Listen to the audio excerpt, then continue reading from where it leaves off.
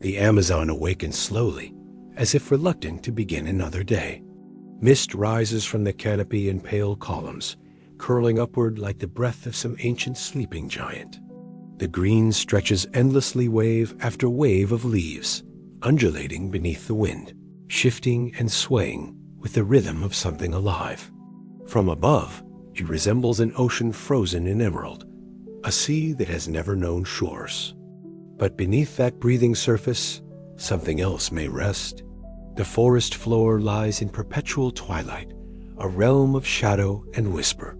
Here, roots twist through soil that has never seen the sun. Here, the ground itself seems to swallow history, pulling monuments and memories down into darkness, wrapping them in moss and silence. For centuries, explorers and scientists believe they understood this place. The Amazon was wild, untamed, hostile to human ambition. It was nature in its purest form, a place where civilization could never take root, where the land itself resisted permanence. Yet recent decades have begun to tell a different story. Beneath the breathing canopy, beneath the roots and the rivers, patterns have emerged. Shapes too deliberate to be random, earthworks too precise to be natural, soils too rich to be accidents of geology. The Amazon, it seems, has been keeping secrets. Picture the forest at dawn, when the light filters through layers of green, illuminating particles of pollen and moisture hanging in the air like tiny stars. Picture the way sound travels here, muffled, absorbed, as if the jungle itself is listening. Now imagine standing in a clearing, surrounded by trees that may be centuries old, growing atop foundations that predate them by millennia. What if the Amazon is not a wilderness at all, but a grave? What if beneath these endless green waves rest the remnants of a civilization so vast, so complex, that its disappearance reshaped our understanding of what was possible in pre-Columbian America? The question hangs in the humid air, unanswered.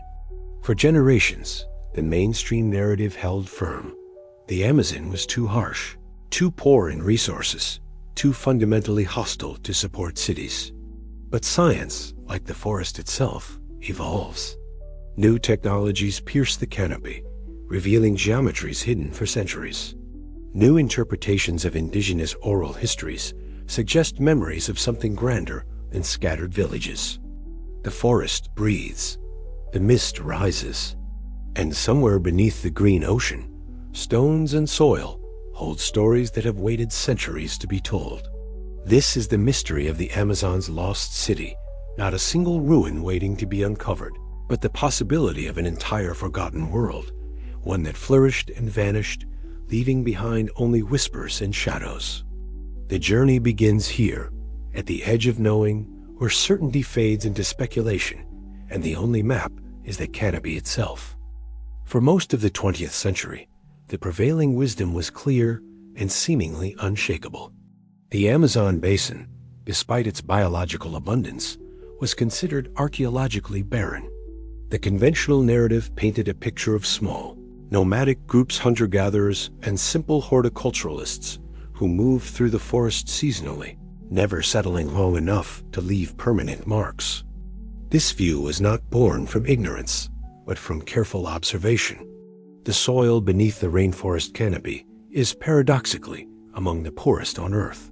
Tropical rain leaches nutrients from the ground with relentless efficiency. What remains is often acidic, iron-rich clay, a substrate that seems fundamentally hostile to the intensive agriculture required to support urban populations. Archaeologists noted this and drew logical conclusions. Without productive soil, there could be no surplus crops. Without surplus, there could be no specialization of labor. Without specialization, there could be no cities, no monumental architecture, no complex societies. The Amazon, they argued, was ecologically magnificent but culturally marginal. Early 20th century anthropologists reinforced this view through their fieldwork. They encountered indigenous groups living in small villages, practicing slash-and-burn agriculture, moving every few years as soil fertility declined. These observations seemed to confirm the hypothesis. The Amazon had always been this way, a green desert, beautiful, but ultimately incapable of sustaining the population densities required for urban civilization. Betty Meggers, one of the most influential Amazonian archaeologists of her generation, famously described the rainforest as operating under an environmental limitation that capped cultural development. Her work, published throughout the mid to late 20th century, became doctrine. The Amazon, she insisted, was a counterfeit paradise, lush in appearance, deceptive in reality. This perspective shaped decades of research and funding decisions.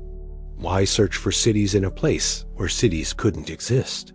The seasonal flooding posed another insurmountable challenge, or so it seemed. During the wet season, vast stretches of the Amazon basin transform into aquatic landscapes. Rivers swell, forests flood, and the boundary between land and water becomes fluid, uncertain. How could permanent settlements survive such cyclical inundation? The answer, according to mainstream archaeology, was simple. They couldn't. Thus, the Amazon remained on the periphery of pre-Columbian studies. Scholars focused their attention on the Andes, where stone cities like Machu Picchu testified to sophisticated engineering and social organization. They studied Mesoamerica, where the Maya and Aztec left pyramids and codices. The rainforest, meanwhile, was relegated to footnotes, a place of ecological interest but minimal archaeological significance. Yet even as this consensus solidified, cracks began to appear. Indigenous oral histories spoke of ancestors who built great structures, who commanded vast territories, who shaped the land itself. Early European explorers, dismissed as exaggerators or fantasists, had described encountering large populations and extensive settlements along the Amazon's major rivers. Were these accounts mere fabrications, colored by colonial ambition and tropical fever? Or had something fundamental been missed?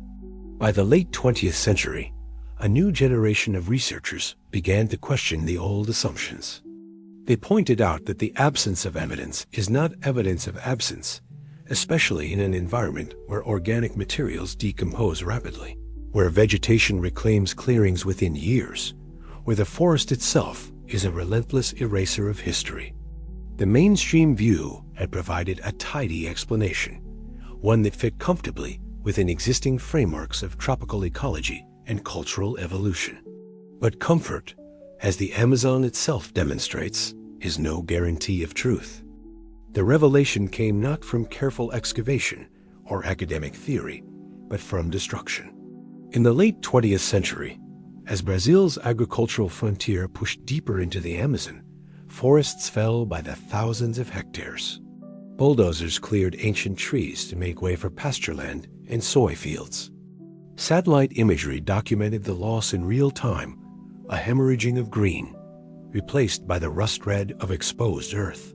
But amidst this environmental tragedy, something unexpected emerged. Farmers and surveyors began noticing patterns in the cleared ground shapes, too regular to be natural formations. From ground level, they appeared as trenches, embankments, subtle depressions in the soil. But from above, their true nature became unmistakable. They were geometric, deliberate, ancient, the geoglyphs of the Amazon massive earthworks carved into the landscape had been hiding beneath the forest canopy for centuries, invisible until the trees that concealed them were removed. These were not small structures.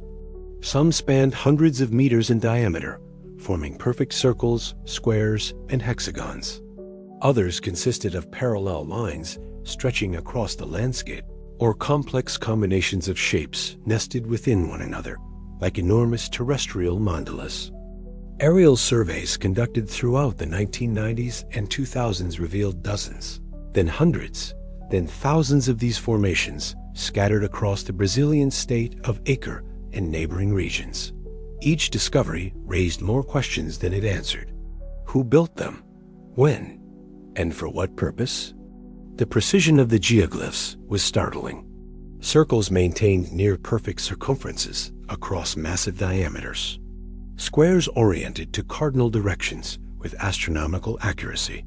The engineering required to create such structures, without aerial perspective, without modern surveying equipment, suggested sophisticated mathematical knowledge and organized labor. Yet there were no associated stone monuments, no pyramids or temples rising from the earth.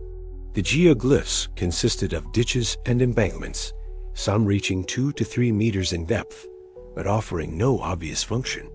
They were not defensive fortifications. The ditches were on the inside of the embankments, making them useless as military structures. They were not irrigation systems, as their layouts defied hydrological logic. They were something else entirely.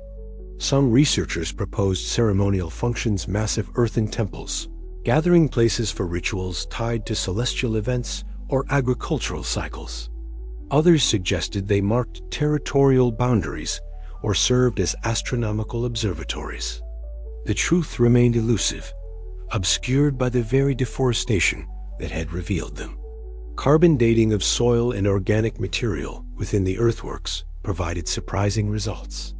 Many dated to between 200 and 1500 CE, with some potentially older. These structures had been built, used, and eventually abandoned, all while the forest grew over them, concealing their existence from the modern world. The implications were profound and unsettling. If societies capable of creating such monuments had existed in the Amazon, what else had been missed? If the forest could hide earthworks of this scale, what other evidence of human presence lay beneath the canopy, still undiscovered? The geoglyphs shattered the comfortable narrative of the Amazon as culturally marginal. They testified to populations large enough to mobilize the labor required for such constructions, to societies organized enough to plan and execute engineering projects spanning generations. The circles in the red earth were more than archaeological curiosities. They were proof that the Amazon had once been home to something far more complex than scattered villages and nomadic bands.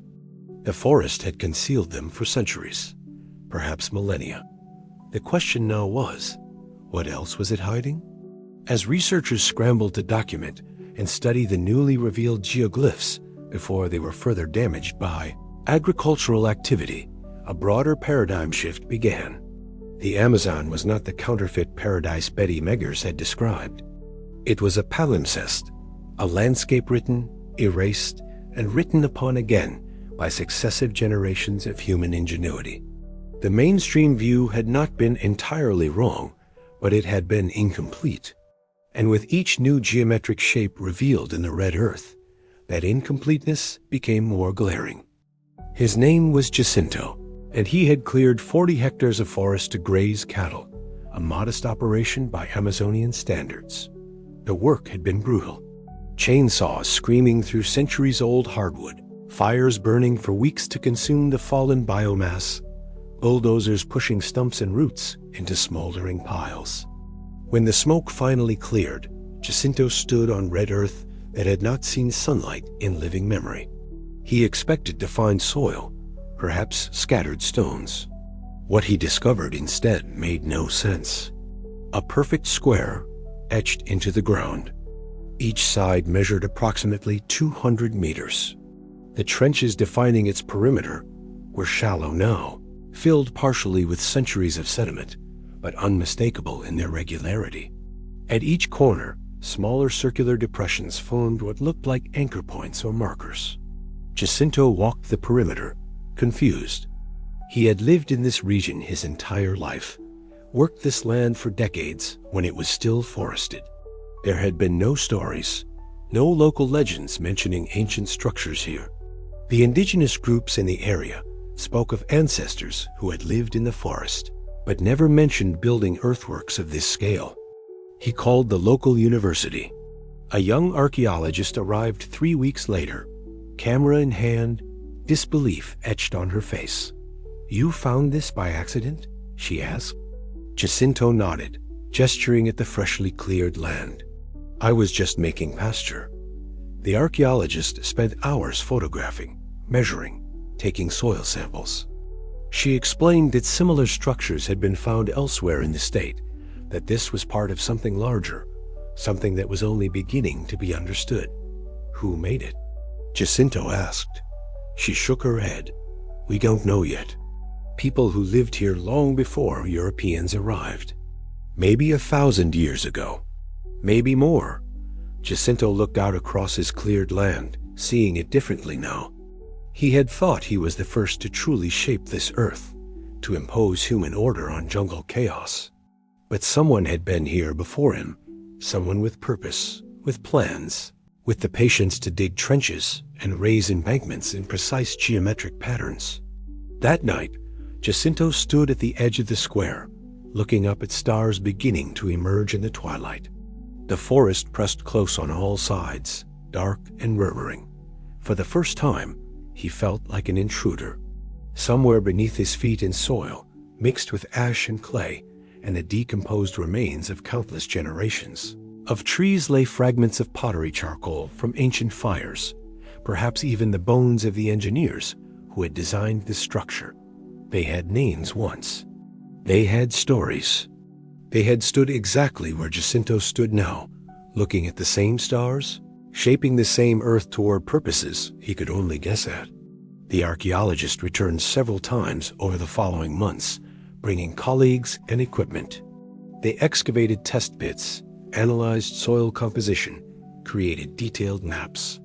They told Jacinto his accidental discovery was significant, that it would be published, that it contributed to a revolution in understanding Amazonian prehistory. But late at night, alone with the geometry hidden in his pasture, Jacinto thought less about significance and more about continuity. Someone had shaped this land.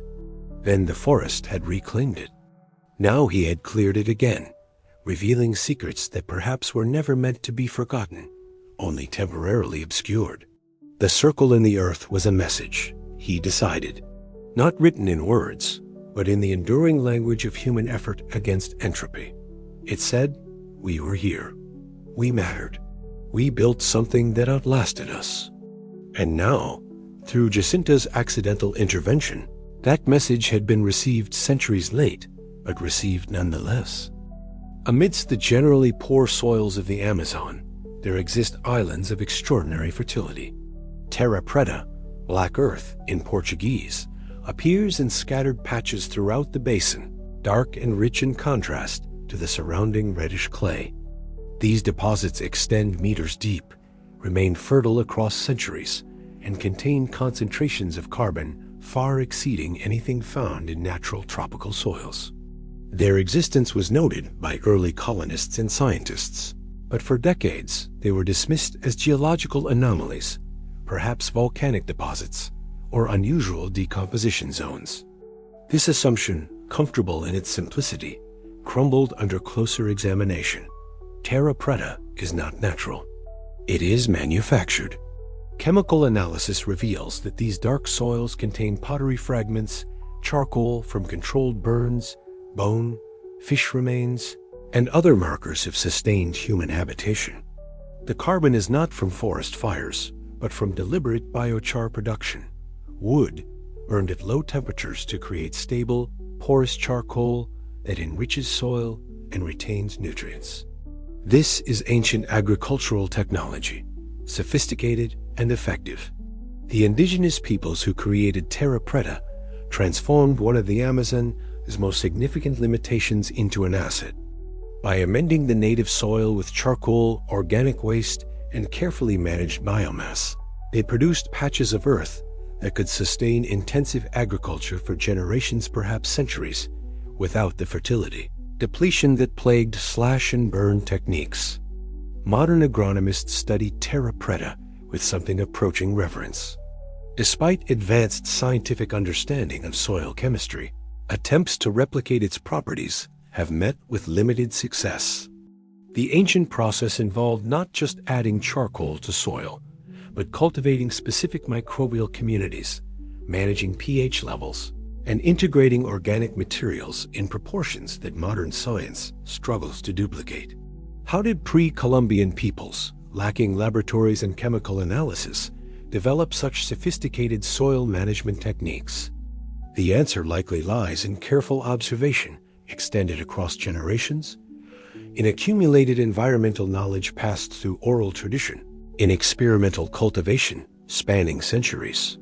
The creation of terra preta was not a sudden invention, but an evolutionary process communities learning, adapting, refining their methods through countless growing seasons. The distribution of terra preta sites across the Amazon is revealing. They cluster near rivers and in areas showing evidence of long-term occupation. Some deposits cover only small plots, garden-sized patches where families might have maintained intensive cultivation. Others extend for hectares, suggesting agricultural production at scales far exceeding subsistence needs. Large terra preta sites imply surplus production. Surplus implies storage, trade networks, social stratification, and ultimately, urban centers requiring constant food supply. This challenges the fundamental assumption that the Amazon could not support cities. If populations could create and maintain fertile soil in defiance of natural limitations, then the environmental constraints that supposedly prevented urban development were not insurmountable. They were simply problems requiring technological solutions that Amazonian societies apparently developed. Carbon dating of charcoal and organic material within terra preta deposits reveals occupation spanning centuries at individual sites. Some show evidence of continuous use from 450 BC to 950 CE over a millennium of sustained human presence. Agricultural innovation and soil engineering. One must pause to consider the implications. Imagine communities committed to enriching the earth beneath their feet across generations, knowing that their grandchildren's grandchildren would still be planting crops in soil their ancestors had improved. This suggests social stability, long-term planning, and a fundamentally different relationship with the landscape than the mobile, slash-and-burn model once thought to be universal in the Amazon. The Black Earth speaks of permanence. It also raises tantalizing possibilities about the scale of pre-Columbian Amazonian populations. If terra preta sites represent long-term settlements, and if these settlements were numerous, then the forest may have supported populations far larger than previously estimated, perhaps millions rather than hundreds of thousands. Contemporary researchers have identified over 400 terra preta sites, but this likely represents only a fraction of what exists. The forest conceals more than it reveals, and systematic surveys of vast Amazonian regions remain incomplete. Each new patch of black earth discovered is a data point in an emerging picture, one that suggests the Amazon was not a green barrier to human civilization, but a canvas upon which sophisticated societies painted their presence in soil and charcoal, leaving behind fertility as their monument. The mystery deepens when indigenous knowledge is consulted. Many contemporary Amazonian communities retain awareness of terra preta locations, sometimes using them for cultivation even now. Some groups describe techniques for feeding the soil that echo the ancient methods: controlled burns, careful composting, integration of fish and animal remains. This continuity of knowledge, stretching across centuries of colonization, disease, and cultural disruption, hints at something remarkable: the possibility that the engineers of terra preta never entirely vanished, that their descendants still walk the forest, still tend the earth their ancestors improved. The black soil, then, is not merely an archaeological curiosity. It is a living legacy, testimony to human ingenuity in one of Earth's most challenging environments, and evidence that the Amazon's history is far richer and more complex than the mainstream narrative ever allowed. The shift in perspective began with what researchers call ground truth. For years, archaeologists had surveyed the Amazon primarily on foot, hacking through undergrowth, documenting sites one painstaking hectare at a time. This method, while thorough in its attention to detail, suffered from a fundamental limitation: scale. The forest reveals little to those who can only see it from within. Then came Lidar light detection and ranging, a technology that uses laser pulses to map terrain beneath vegetation. Mounted on aircraft, Lidar systems can penetrate forest canopy, measuring the ground surface with astonishing precision. What it reveals has revolutionized Amazonian archaeology. Where eyes see only unbroken green, Lidar detects the subtle topographic signatures of human modification. Roads, causeways, earthen mounds arranged in geometric patterns, moats, reservoirs, entire landscapes engineered in ways invisible from ground level. In the regions of the upper Amazon, particularly near the Tapajos and Xingu river basins, Lidar surveys revealed something unexpected: interconnected settlement networks extending across hundreds of kilometers. These were not isolated villages scattered randomly through the forest. They were planned communities linked by engineered pathways, organized around central plazas, connected by what can only be described as infrastructure. Imagine the forest from above, stripped of its concealing canopy. What emerges is a tessellation of human presence clusters of circular or rectangular earthworks, each separated by several kilometers, each connected to its neighbors by cleared, raised roads running straight through what is now wilderness. Some of these ancient highways measured 10 to 15 meters wide, elevated above the flood-prone forest floor on embankments of carefully placed earth.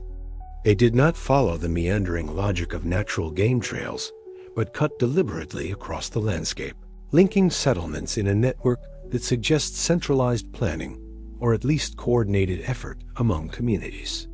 At intervals along these roads, smaller structures appear in the Lidar data, perhaps guard posts, waypoints, or shrines.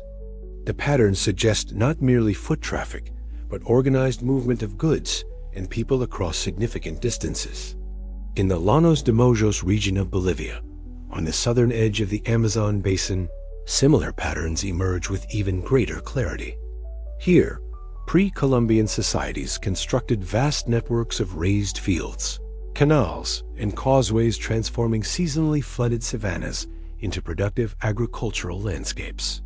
The scale is staggering, thousands of square kilometers, showing clear signs of hydrological engineering and intensive cultivation. These raised field systems date to roughly 300 CE and remained in use for over 1,000 years.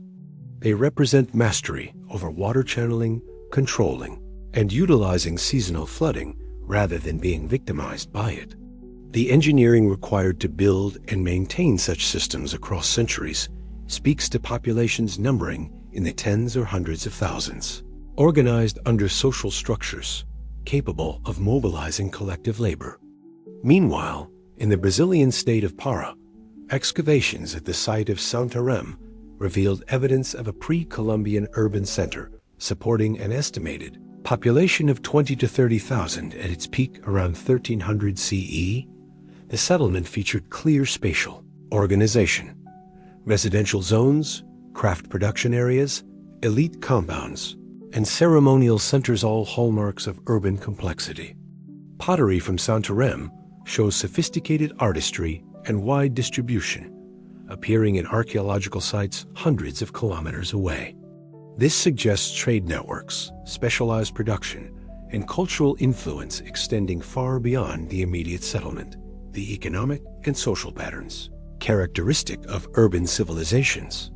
As Lidar surveys expand and ground truth excavations confirm the remote sensing data, a picture emerges that would have seemed preposterous to mid-20th century archaeologists. The Amazon basin was home to regionally organized societies, some approaching or achieving urban complexity, existing within networks of exchange and communication that spanned vast distances. The forest, it turns out, was not an impediment to these networks, but an integral part of them. The ancient Amazonians did not conquer the jungle.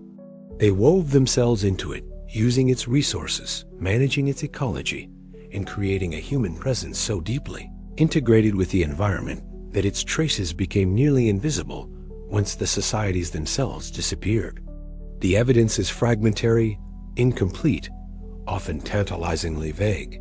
But the outline of something large is emerging, a mosaic of societies that thrived, interacted, traded, and built monuments in the heart of what was once believed to be cultural desert. The implications ripple outward. If the Amazon supported complex societies in the pre-Columbian era, then human impact on the forest is far older and more extensive than previously thought. The pristine wilderness celebrated by conservationists may itself be a human artifact, a landscape shaped by centuries of indigenous management and then rewilded after demographic collapse. The ancient networks revealed by Lidar are ghosts' faint topographic echoes of roads and settlements, swallowed by time and vegetation. But ghosts, as the Amazon demonstrates, can tell stories if one knows how to listen. The evolution of an idea rarely happens in straight lines. For decades, the prevailing archaeological consensus dismissed the possibility of Amazonian urban centers with the kind of certainty that brooks no argument. The forest was ecologically rich, but culturally marginal, a mantra repeated in textbooks, lectures, and grant proposals. But beneath this official narrative, a countercurrent had always flowed. It began with the earliest European accounts of the Amazon, documents that modern scholars had learned to read with extreme skepticism. When Francisco de Orellana descended the Amazon River in 1542, he and his chronicler, Gaspar de Carvajal, described encountering large settlements along the riverbanks, villages stretching for miles. Populations numbering in the thousands, organized under chiefs who commanded fleets of canoes and armies of warriors. They spoke of roads leading inland from the river, of cultivated fields, of pottery and textiles indicating sophisticated craft production. For centuries, these accounts were dismissed as exaggerations, the product of conquistador ambition and tropical delirium. After all, when later European explorers traveled the same routes, they encountered only sparse populations living in small, scattered villages. The discrepancy seemed to confirm that Orellana had lied or hallucinated. But there was another explanation, one that took centuries to gain acceptance. Orellana had told the truth. The populations he described had existed, and then they had vanished. The culprit was disease. European contact brought smallpox, measles, influenza, and other pathogens to populations with no immunity. Epidemics swept through indigenous communities with apocalyptic efficiency, killing an estimated 90% of the pre-Columbian population within a century of first contact. By the time subsequent explorers traveled the Amazon, they were navigating through a post-apocalyptic landscape, a forest reclaiming settlements, abandoned due to demographic collapse, farmlands reverting to wilderness, roads disappearing beneath regrowth. What they saw was not the Amazon in its natural state, but a recently rewilded environment recovering from catastrophic depopulation. This reinterpretation gained traction in the late 20th century as archaeological evidence began accumulating. The geoglyphs, the terra preta sites, the Lidar revealed networks, each new discovery lent credibility to the idea that the Amazon had once supported large, complex societies. The concept of a lost city emerged not from discovery, but from inference.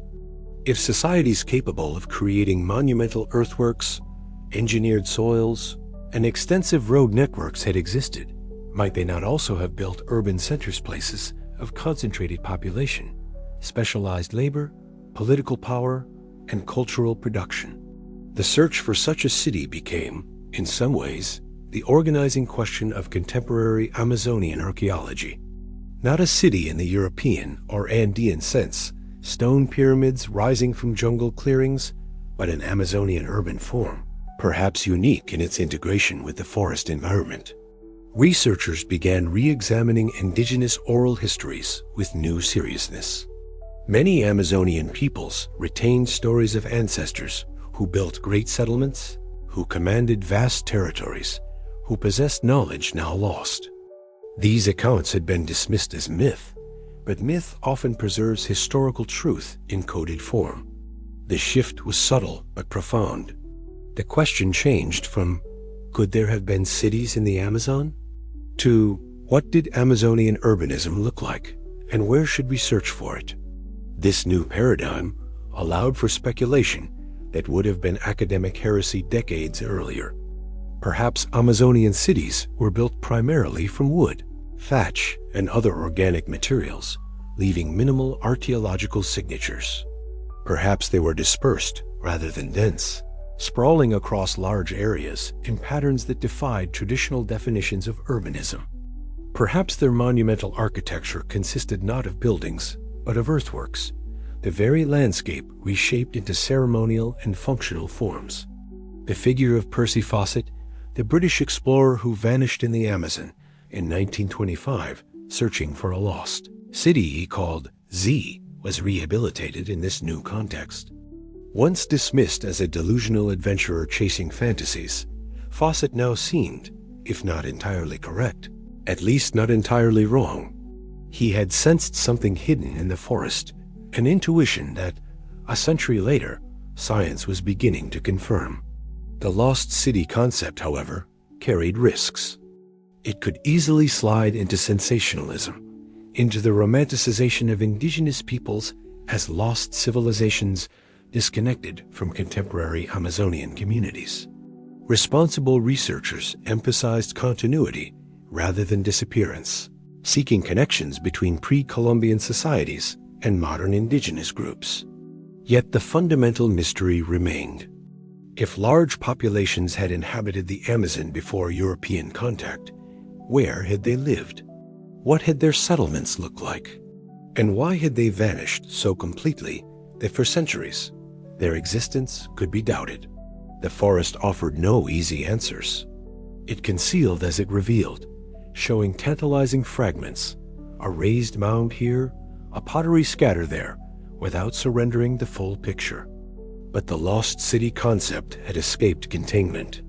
It was no longer fringe speculation, but a legitimate archaeological hypothesis, testable through survey and excavation. Researchers were actively searching not for a mythical El Dorado, but for the real urban centers of pre-Columbian Amazonian civilizations. And in the shadows beneath the canopy, in the patterns revealed by Lidar, and the stories preserved in indigenous memory, they were finding evidence that such cities had existed different, perhaps from anything found elsewhere, but no less sophisticated, no less worthy of the name. The concept had emerged, the search had begun, and the Amazon, patient and secretive, waited to see if its hidden histories would finally be understood. There are mysteries that consume their seekers, and then there was Percy Fawcett. The British colonel arrived in South America in 1906 as a surveyor for the Royal Geographical Society, tasked with mapping disputed borders in the uncharted regions where Brazil, Bolivia, and Peru converged. What he encountered in those early expeditions planted a seed that would eventually grow into obsession. Fawcett was not a typical colonial adventurer. Trained in surveying and cartography, he approached exploration with methodical precision.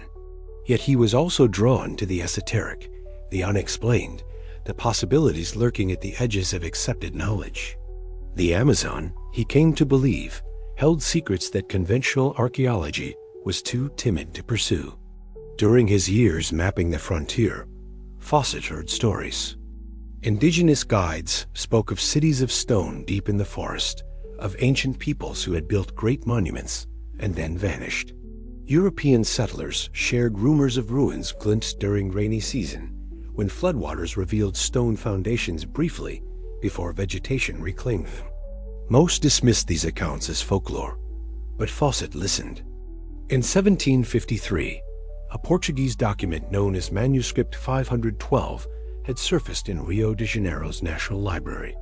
It described an expedition that had discovered a ruined city in the Brazilian interior stone buildings, adorned with inscriptions, plazas surrounded by statues, arches and columns suggesting sophisticated architecture. The document provided directions, though vague and contradictory, to this mysterious site.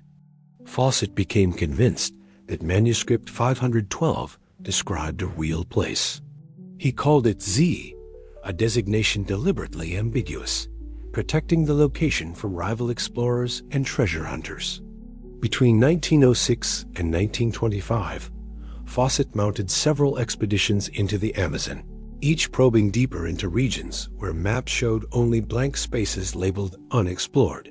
He returned with accounts of landscapes that matched descriptions in manuscript 512, of stone formations that seemed too regular to be natural, of pottery shards suggesting ancient occupation. His theories grew more elaborate with each expedition. Fawcett came to believe that Z was not merely a city, but the remnant of an advanced civilization, perhaps connected to Atlantis, perhaps older than Egyptian or Sumerian cultures, perhaps holding knowledge that could revolutionize human understanding of prehistory. To modern ears, this sounds like Victorian fantasy run wild. But Fawcett was not entirely wrong.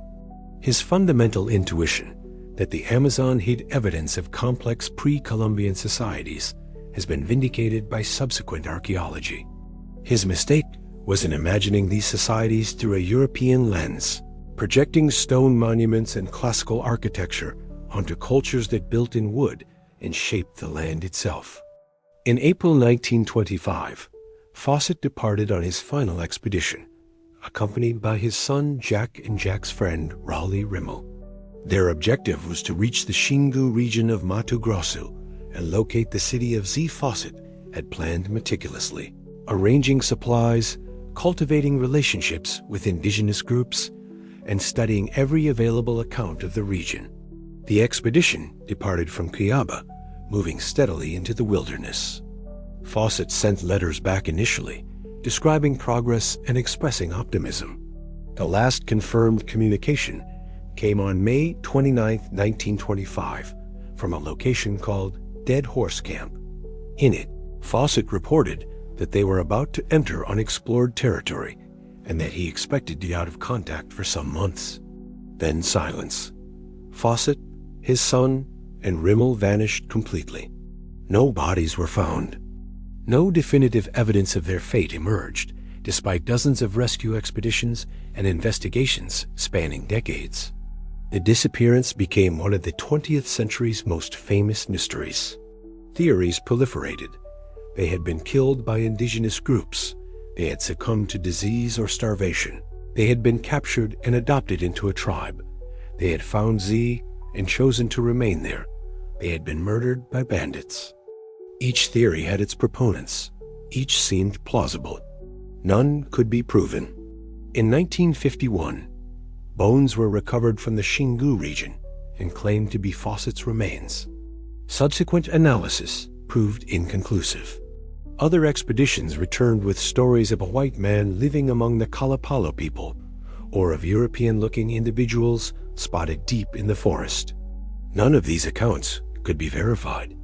The mystery of Fawcett's disappearance overshadowed, in some ways, the mystery he had been pursuing.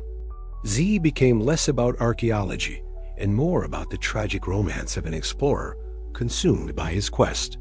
But recent developments have cast Fawcett's obsession in a different light. In 2009, journalist David Gran published an account of his own investigation into Fawcett's disappearance. While researching in the Xingu region, Gran connected with archaeologist Michael Heckenberger, who had been working with the indigenous Kukuro people to document pre-Columbian sites. What Heckenberger revealed was startling. The Xingu region, precisely where Fawcett had been searching, contained extensive evidence of ancient urban centers. Earthworks, road networks, plazas, and midden mounds testified to settlements supporting populations in the thousands, organized in regional networks, thriving between roughly 1250 and 1650 CE. Fawcett had been searching in the right place. He had been wrong about the stone cities, wrong about the Atlantean connections, perhaps wrong about many specifics. But his core intuition that the Amazon concealed evidence of advanced societies had been correct. The forest had swallowed cities. They simply weren't the kind of cities he expected. The tragedy of Percy Fawcett is not that he chased a myth, but that he stood on the threshold of a profound discovery and lacked the tools, conceptual and technological, to recognize what lay beneath his feet. Somewhere in the forest where Fawcett vanished, earthworks built centuries earlier continued their slow dissolution beneath the canopy. The cities were there, hidden not by conspiracy or magic, but by time and vegetation. Fawcett had sought Z.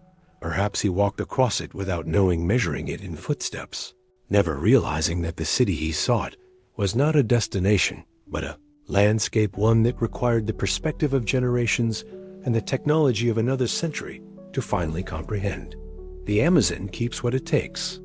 Fawcett remains among its secrets, his fate intertwined with the mystery he pursued. The rebuttal, when it comes from skeptical archaeologists, is straightforward and difficult to dismiss. Show us the stone. This demand encapsulates a fundamental challenge facing those who propose the existence of Amazonian cities. Throughout human history, urban centers have announced themselves through durable materials, stone temples in Mesoamerica, brick ziggurats in Mesopotamia, marble forums in Rome. These monuments survive millennia, standing as testimony to the societies that built them. The Amazon offers no such monuments. Skeptics argue that the absence of stone architecture is not merely a gap in the archaeological record, but evidence of absence itself. If large urban populations had inhabited the Amazon, they would have left traces that endure. The fact that no stone cities have been discovered, despite increasing survey efforts, suggests they never existed. This position is not born from obstinacy, but from the weight of global archaeological patterns. Civilizations capable of supporting urban populations with the social organization, surplus production, and specialized labor that cities require have almost universally produced monumental architecture. This serves both functional purposes, temples, palaces, defensive walls, and symbolic ones, demonstrating power, venerating gods, marking territory. Why would Amazonian societies be different? The counter-argument that Amazonian cities were built primarily from wood and thatch strikes many mainstream archaeologists as special, pleading a hypothesis convenient to the absence of evidence. Wood decomposes, critics acknowledge, but cities leave signatures beyond their buildings. They leave infrastructure, wells, foundations, drainage systems, fortifications. They leave middens, concentrated refuse deposits. They leave clear spatial organization visible in landscape features. Moreover, skeptics point out that other tropical civilizations managed to build in stone despite environmental challenges. The Khmer Empire flourished in Southeast Asian rainforests, leaving Angkor Wat as testimony. The Maya built pyramids in the jungles of Central America. If stone was available and populations were large, why didn't Amazonian societies use it? The answer, proponents respond, is geological. The Amazon basin lacks easily quarried stone suitable for monumental construction. The underlying geology consists of ancient, weathered formations, sedimentary layers, laterite soils, and scattered outcrops insufficient for large-scale building. The nearest sources of workable stone lie in the Andes or the Brazilian Shield, hundreds of kilometers from most proposed urban sites. But critics remain unconvinced. Stone could be transported, they argue. Rivers provide efficient transport routes. If populations were truly urban in scale, with the organizational capacity to build extensive earthworks and road networks, they could have imported stone for important structures. The fact that they apparently did not suggests either that populations were smaller than claimed, or that the societies in question never achieved true urban complexity. This is the crux of the mainstream skeptical position. The earthworks and terra preta sites are impressive, yes, but they indicate chiefdom-level societies, not civilizations. They suggest regional organization and significant populations, but not the concentrated urban centers that define true cities. Semantic debates ensue over definitions. What constitutes a city? Is population density the key criterion? Monumental architecture? Functional specialization? Political centralization? If the definition is flexible enough, almost any permanent settlement of sufficient size could be called urban. But most archaeologists prefer stricter criteria thresholds of population, social complexity, and physical infrastructure that distinguish cities from large villages. By these standards, the Amazon remains ambiguous. Evidence accumulates for sizable settlements and regional networks. But the smoking gun, an unambiguous urban center with clear spatial organization and infrastructure, remains elusive. Mainstream archaeologists also caution against romanticizing indigenous societies. The eagerness to find lost cities, they warn, can lead to overinterpretation of data, to seeing patterns where only noise exists. It can project Western concepts of civilization onto societies that operated under different social logics and values. Perhaps Amazonian peoples chose dispersed settlement patterns for cultural reasons. Perhaps their cosmologies or social structures favored distribution over concentration. Perhaps the absence of cities is not a failure of development, but a different path, one that prioritized ecological integration and mobility over permanence and monumentality. These are valid considerations, reminders that archaeology must resist the temptation to find only what it seeks. Yet the mainstream position, while scientifically cautious, faces its own challenges. The accumulating evidence from Lidar surveys, excavations, and ethnohistorical research makes it increasingly difficult to maintain that the Amazon was culturally marginal. The question is no longer whether complex societies existed, but how complex they were and what forms the complexity took. The debate over Amazonian urbanism continues, unresolved. Skeptics demand clearer evidence before accepting extraordinary claims. Proponents argue that absence of stone architecture reflects environmental adaptation, not cultural simplicity.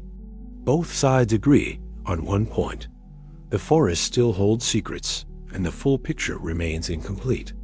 Perhaps that is the most honest position, not certainty in either direction, but acknowledgement that the Amazon's human history is still being uncovered, one excavation and survey at a time, in a landscape that refuses to surrender its secrets easily.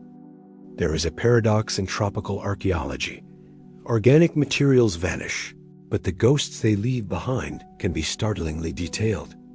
Wood rots, thatch decays, rope disintegrates. In the hot, humid conditions of the Amazon, where fungal and bacterial activity accelerates decomposition, organic structures can vanish within decades of abandonment. A building made entirely of wood, however large or sophisticated, will leave little trace after a century beneath the canopy. Yet absence of material is not absence of information. Consider what survives when a wooden structure collapses and decomposes. The post holes remain voids where wooden pillars once stood, often still visible as soil discolorations or sediment variations.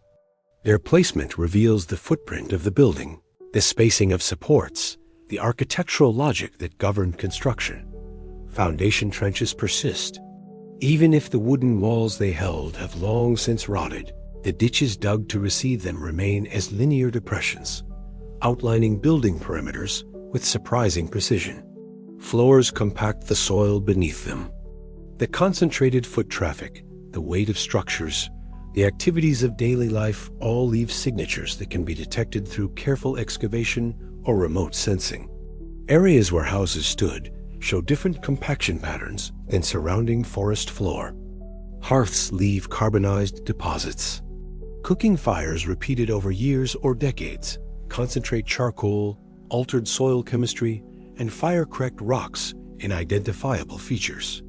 These mark domestic spaces, indicating not just that people lived in an area, but where within that area their daily activities centered.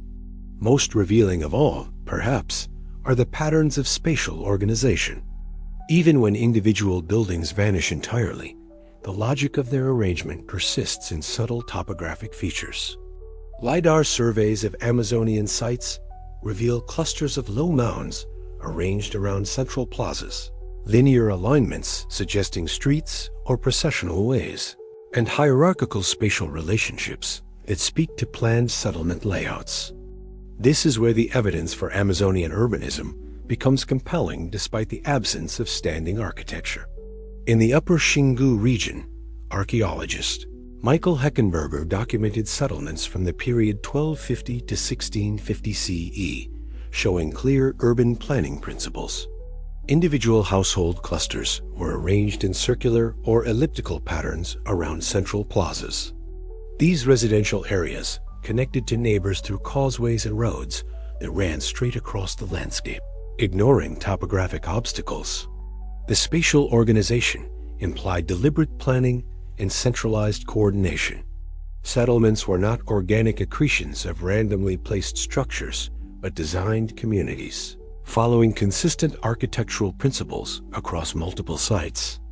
Population estimates based on household density, site area, and comparative ethnographic data suggest individual settlements supported between 2,500 and 5,000. Residence numbers firmly in urban range by anthropological standards. Moreover, these settlements didn't exist in isolation. They formed networks, with smaller sites orbiting larger centers, connected by the raised road systems visible in Lidar data. This settlement hierarchy, central places surrounded by dependent communities, is a hallmark of complex political organization. All of this remains legible in landscape patterns, despite the complete disappearance of the wooden architecture that once occupied these sites. The implications are profound. If wooden buildings leave detectable patterns, then the absence of stone architecture is not an insurmountable barrier to identifying Amazonian cities. The cities are there, legible to those who know how to read landscapes rather than monuments. This requires a perceptual shift. Archaeologists trained in Mediterranean or Near Eastern contexts learned to see ruins, collapsed walls, shattered columns, surviving foundations. Amazonian archaeology demands different literacy, reading subtle elevation changes, interpreting vegetation patterns, recognizing the telltale signatures of human landscape modification. It also requires different tools. Ground survey, while valuable, cannot capture the scale and patterns visible from above. Aerial photography helps, but dense canopy obscures much. Lidar, with its ability to digitally remove vegetation and produce high-resolution topographic maps, has proven revolutionary precisely because it makes wooden cities legible again. Consider the analogy to forensic archaeology. A mass grave, after decades or centuries, may contain no intact remains. Bones deteriorate, clothing rots, identities are lost. Yet the grave itself persists as a feature, its outline preserved in soil stratigraphy, its presence detectable through geophysical survey. The dead are gone, but the fact of burial remains. Amazonian wooden cities are similar. The structures are gone, but the fact of their existence, the imprint they left on landscape and soil, persists, for those with the technology and interpretive frameworks to recognize it. Critics might argue that patterns can be overinterpreted, that regular spacing of mounds could result from natural processes or limited cultural elaboration rather than true urban planning. This is a valid caution. But when patterns repeat across multiple sites, when they correlate with other evidence of complexity, like terra preta deposits and monumental earthworks, when they align with ethnohistorical accounts of large settlements, the cumulative case becomes difficult to dismiss. The wood is gone. The thatch has vanished. The ropes and textiles and all the perishable materials that formed the substance of daily life have returned to soil. But the intelligence that arranged them, the societies that built them, the urban logic that structured them, these remain encoded in the earth itself, waiting to be read by technologies that can see through centuries of forest regrowth to the patterns beneath. The absence of stone architecture, then, is not evidence against Amazonian cities. It is merely evidence that those cities must be sought and understood differently, not as vertical monuments rising from the landscape, but as horizontal patterns written across it, preserved in subtle contours that speak, to those who listen carefully, of societies as complex as any that built in stone. Deep in the understory, where sunlight arrives filtered and diffused, something remarkable occurs. The Socratia exorhiza palm, common throughout lowland Amazonian forests, appears to move. Not in the immediate sense. A tree does not uproot itself and stride through the jungle. But over months and years, these palms shift position, sometimes traveling as much as 20 meters from their original germination site. To indigenous peoples who have observed the phenomenon across generations, the trees are walking. The mechanism is both elegant and alien. Unlike most trees, which anchor themselves through a single central root system, Socratea exorhiza develops a cone of stilt roots, multiple woody supports, extending from the trunk above ground level, spreading outward before penetrating the soil. This creates a structure resembling a teepee or the legs of a spider. When the canopy overhead shifts, perhaps a nearby tree falls, creating a gap where sunlight now pours through. The palm responds. It grows new stilt roots toward the light, on the side of the trunk facing the brighter conditions. Simultaneously, the roots on the shaded side gradually die off, ceasing to provide support. Over months, the center of the root system shifts. The tree's weight gradually transfers to the newer roots, growing toward optimal light conditions. The trunk itself angles incrementally in that direction. From year to year, the tree's location changes, following the light as if drawn by invisible threads. This is not intentional locomotion. The tree has no awareness, no volition. But the effect mimics purposeful movement, so convincingly that one cannot help but anthropomorphize, imagining the trees as slow-motion pilgrims seeking their fortune in shifting forest light. The phenomenon serves as a reminder of the Amazon's fundamental strangeness, its refusal to conform to temperate zone intuitions about how forests behave. It also serves as metaphor. If trees can walk, if the very landscape is fluid, shifting, concealing and revealing on timescales that defy human perception, then how much more might be hidden in the forest as depths? A city swallowed by jungle would not remain static. The trees would walk through it. Roots would crack foundations and shift structures. Vines would pull at walls. The forest would knit itself back together over the ruins, not as passive overgrowth, but as active reclamation, a living process that leaves no trace unchanged. This is the environment in which Amazonian archaeologists work, a place where the landscape itself moves, where nature is not a neutral backdrop, but an active agent in the preservation and destruction of human history. The walking trees stand as testament to the forest's dynamism, its refusal to be pinned down or fully known. They remind us that the Amazon operates under different rules, that assumptions drawn from other environments may not apply here. And they suggest a deeper truth. If the forest can walk, if it can shift and transform across decades and centuries, then the idea of a lost city concealed, mobile in its concealment, revealing itself only to those who know how to see through layers of green, becomes less fantastical and more simply characteristic of the place. The trees walk, the forest breathes, and beneath it all, patterns wait in the earth, patient and still for discovery. The Amazon today is not the Amazon of 5,000 years ago. Climate, that fundamental shaper of civilizations, has not been constant in the basin. Evidence from lake sediments, pollen cores, and geomorphological studies reveals that the region has experienced significant environmental fluctuations over the past 10 millennia, periods wetter and drier than present conditions, intervals when forest gave way to savanna and then recovered. These shifts matter because they may have opened windows of opportunity for human settlement patterns impossible under current conditions. The hypothesis runs as follows. During periods when the climate was drier, large areas of the Amazon basin supported more open vegetation gallery forests interspersed with grasslands, or savanna ecosystems similar to those currently found in the Llanos de Mojos, or the Cerrado regions bordering the rainforest. In such landscapes, the constraints that make intensive settlement difficult in dense rainforest would be relaxed. Soils might be more fertile without the extreme leaching caused by constant heavy rainfall. Flooding might be less severe and more predictable. Agricultural productivity could increase. Movement across the landscape would be easier without the need to hack through undergrowth. Under these conditions, larger permanent settlements, urban centers, even become ecologically plausible. Paleoclimatic data from the Amazon suggests a mid-Holocene dry period, roughly 7,000 to 4,000 years ago, when precipitation levels dropped significantly below modern norms. During this interval, forest cover likely contracted, particularly at the southern and eastern edges of the basin.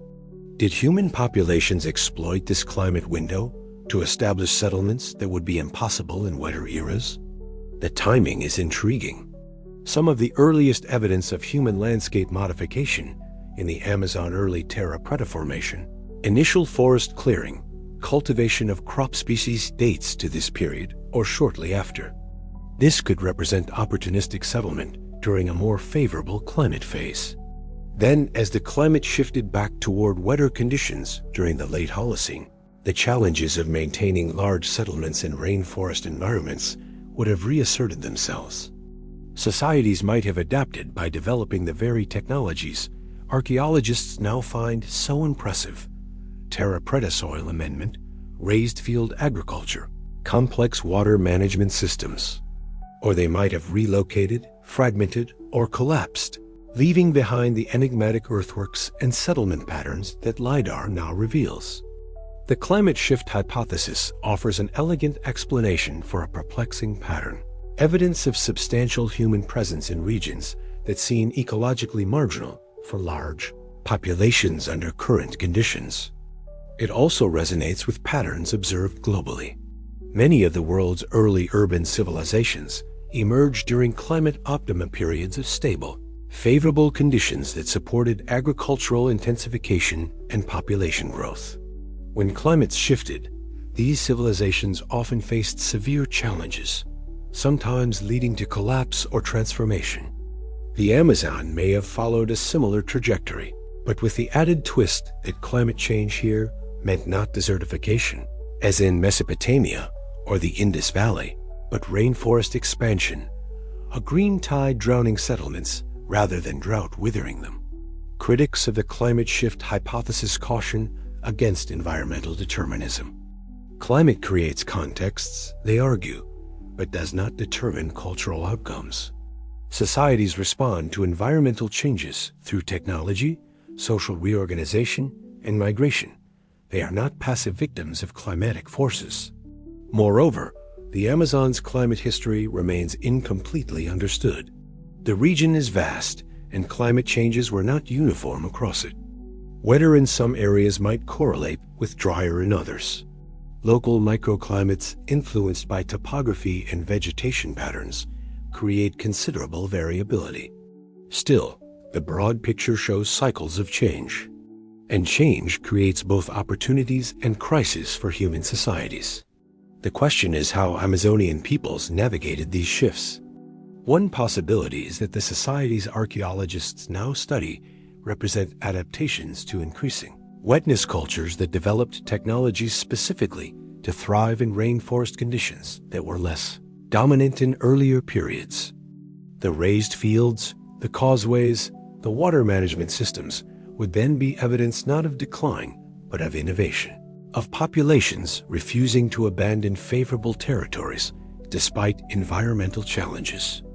Another possibility is that the great earthworks and settlement networks date primarily to dry phases, when conditions were optimal, and that these societies struggled or collapsed when climate shifted back toward modern rainforest conditions. Disentangling these scenarios requires precise dating of archaeological features and correlation with high-resolution climate records, work that is ongoing but far from complete. What remains clear is that the Amazon's climate has not been stable, and that human societies have inhabited the region through multiple environmental transitions. Each shift would have altered the possibilities for settlement, subsistence, and social organization. If a lost city lies beneath the forest, its existence may be tied to a climate window, an interval when the jungle was less dense, the floods less severe, the land more forgiving. And its disappearance may reflect not conquest or disease alone, But the closing of that window, the reassertion of rainforest conditions that made urban life untenable. The forest breathes not just daily with the rhythm of photosynthesis, but across centuries and millennia with the slower respiration of climate cycles. And in those breaths, human histories rise and fall, revealed and concealed in turn. Stories persist in the forest, carried through generations like seeds that germinate centuries after they fall. Among the indigenous peoples of the Amazon, Yanomami, Kayapo, Tupi, Ticuna, Ashaninka, dozens of other groups' myths circulate about the past. These are not simple folktales, but complex narratives encoding history, cosmology, and moral instruction. Anthropologists record them, often without fully comprehending their significance. Many of these myths speak of water. The Ticuna people, who inhabit the upper Amazon near the borders of Brazil, Colombia, and Peru, tell of a great flood that destroyed the first world. In their account, the creator deity Yoi became angry with the early humans for their transgressions and opened the waters of the sky and earth. The flood rose, drowning cities and mountains alike, sparing only a few chosen people who rode out the deluge atop a magical tree or inside a sealed vessel. The surviving humans emerged into a transformed world, one where the old settlements were buried beneath water and mud, where the landscape had been rewritten by catastrophe. Similar flood narratives appear across Amazonian cultures, differing in details but sharing core elements: a past world destroyed by rising waters, ancestors who lived in great settlements, knowledge and power lost in the inundation. Archaeologists once dismissed such stories as universal myths humanity's tendency to narrativize natural disasters or project anxieties onto cosmic scales. Flood myths appear globally, from Mesopotamian tablets to biblical Genesis to Aboriginal Australian traditions. Perhaps they simply reflect the fact that floods are common, memorable, and terrifying. But another interpretation has gained traction. Perhaps these stories preserve memories of real events, of specific inundations that reshaped Amazonian societies. The Amazon basin has experienced traumatic hydrological changes over the past several millennia. During the Holocene, sea levels rose as glacial melt from the last ice age entered the oceans. This would have caused backwater effects in rivers, raising water tables and flooding lowland areas that had previously been habitable. Seasonal flooding patterns may have intensified during wet climate phases, making previously occupied areas uninhabitable. Sudden catastrophic floods triggered by dam failures or exceptional rainfall events would have left traumatic marks on cultural memory. If substantial settlements existed in the Amazon during drier or more stable climate periods, their abandonment or destruction due to increased flooding would logically be preserved in oral tradition, especially if the inundations were dramatic enough to force large-scale population movements. The serpent figures prominently in many Amazonian flood myths, often depicted as a giant anaconda or boa associated with rivers and water. The serpent deity is both creator and destroyer. In some narratives, the serpent's movements cause floods when it shifts position. Rivers overflow their banks, swallowing settlements. This imagery may encode observations about hydrological dynamics. The meandering of rivers through the Amazon basin creates oxbow lakes, floods, and landscape transformations that, from a ground-level human perspective, seem unpredictable and powerful serpent-like in their sinuous destructiveness. The Ashaninka people of the Peruvian Amazon described the moon as having once been a destroyer who sent floods to punish humans. In their myth cycle, the flooding episodes mark transitions between world ages, each inundation clearing away a previous creation to make room for the next. Might these world ages correspond to archaeological periods, to cultural transitions marked by climate shifts and demographic changes? It's speculative, but not unreasonably so. Oral traditions have proven capable of preserving information across remarkable time spans. Aboriginal Australian stories describe coastlines that existed 10,000 years ago, before sea level rise drowned them, accounts confirmed by marine archaeology. If indigenous memory can retain geographic details across 10 millennia, it can certainly preserve accounts of flooding events and settlement abandonments from 2,000 or 3,000 years past. The academic challenge lies in interpretation. Myths are not straightforward historical records.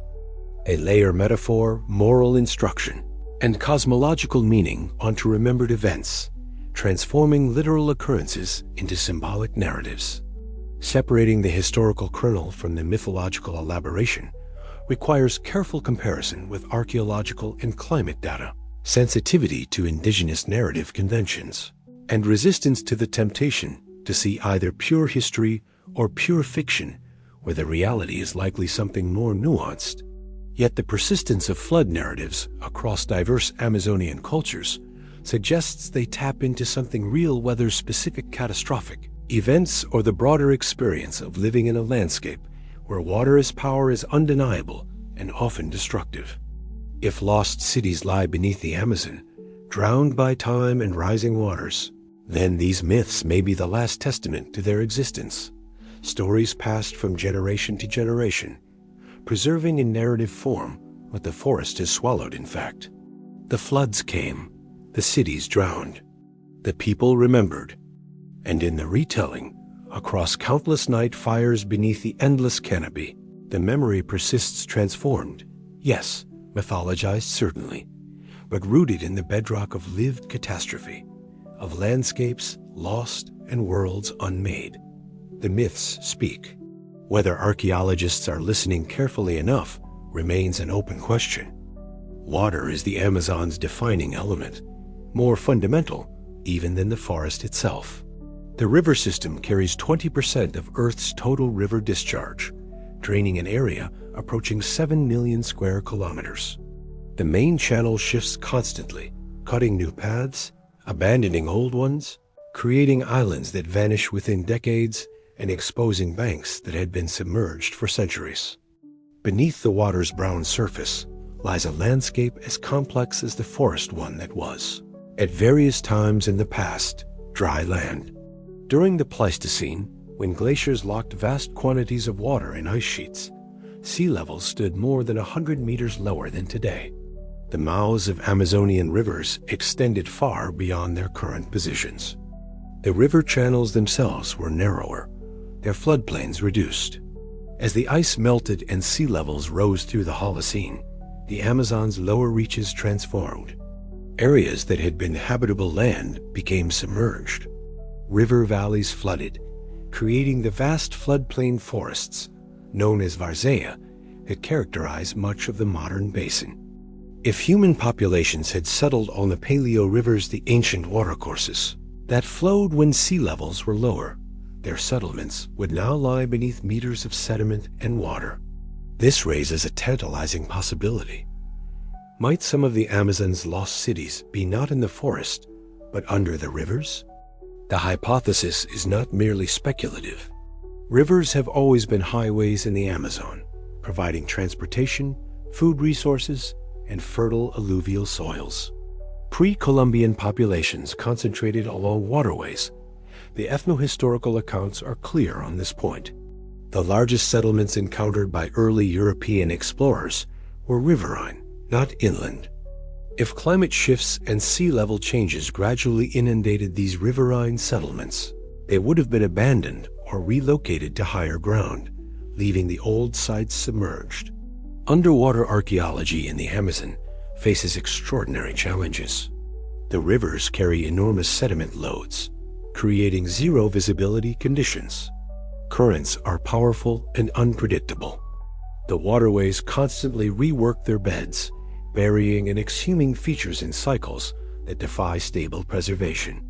Yet tantalizing hints of submerged structures occasionally surface. Fishermen report snagging nets on submerged stone formations in areas where natural rock outcrops shouldn't exist. During exceptional droughts, when river levels drop dramatically, residents of riverine communities sometimes observe stone alignments or pottery concentrations exposed briefly before the water rises again. Few of these accounts have been systematically investigated. The logistics of underwater survey in Amazonian rivers, combined with limited funding for what remains a highly speculative line of inquiry, mean that vast stretches of river bottom have never been properly examined. Compare this to Europe, where rivers like the Thames and Rhine have yielded extraordinary archaeological finds: Bronze Age weapons, Roman artifacts, medieval bridges. In the Amazon, similar potential remains almost entirely unexplored. The distribution of known archaeological sites reinforces the possibility of submerged settlements. Excavated pre-Columbian sites show a clear preference for locations near rivers. But with a puzzling gap, few large sites are found in the immediate floodplains, where seasonal inundation is most severe. This pattern could indicate that populations avoided flood-prone areas. Or it could mean that the largest settlements were located in zones now seasonally flooded or permanently submerged, and thus invisible to conventional survey. Geophysical survey techniques that work well on land-ground penetrating radar, magnetometry, are largely ineffective underwater, especially in turbid, sediment-laden rivers. Lidar, which has revolutionized terrestrial Amazonian archaeology, cannot penetrate water. Alternative methods exist: sonar, sub-bottom profiling, underwater excavation, but they require specialized equipment and expertise rarely available for Amazonian research. Moreover, even if submerged structures were located, interpreting them would pose challenges. Our stone features natural rock outcrops shaped by fluvial processes or human-modified formations. Are pottery concentrations the result of riverbank erosion disturbing terrestrial sites, or evidence of underwater occupation? Despite these difficulties, the hypothesis remains compelling. The Amazon's rivers have shifted course dramatically over recent millennia. Channels active 1,000 years ago may now be abandoned, filled with sediment, or incorporated into different drainage patterns. Settlements built on the banks of these paleo rivers would have been relocated as channels migrated, abandoned as flooding intensified, or drowned entirely if water levels rose faster than populations could adapt. The Varzea floodplains, which seem ecologically rich but archaeologically poor under conventional assumptions, may actually conceal significant remains beneath their seasonal waters and thick sediment layers. If this is true, then the search for Amazonian urbanism has been looking in only half the possible locations. The forest conceals ruins, yes, but the rivers may swallow them entirely, removing them not just from sight, but from the very possibility of traditional archaeological investigation. The water flows, the sediment settles, and beneath the brown current, in the silent darkness, the remains of wooden piers and stone foundations and pottery kilns may rest, unreachable, unknowable, waiting for technologies and methodologies that don't yet exist. The Amazon's rivers have always been both highway and barrier. Now they may also be archives, holding records of human habitation in forms that resist all attempts at reading, preserving secrets through the simple expedient of drowning them beyond reach. At night, when the canopy opens to reveal the stars, the Amazon transforms.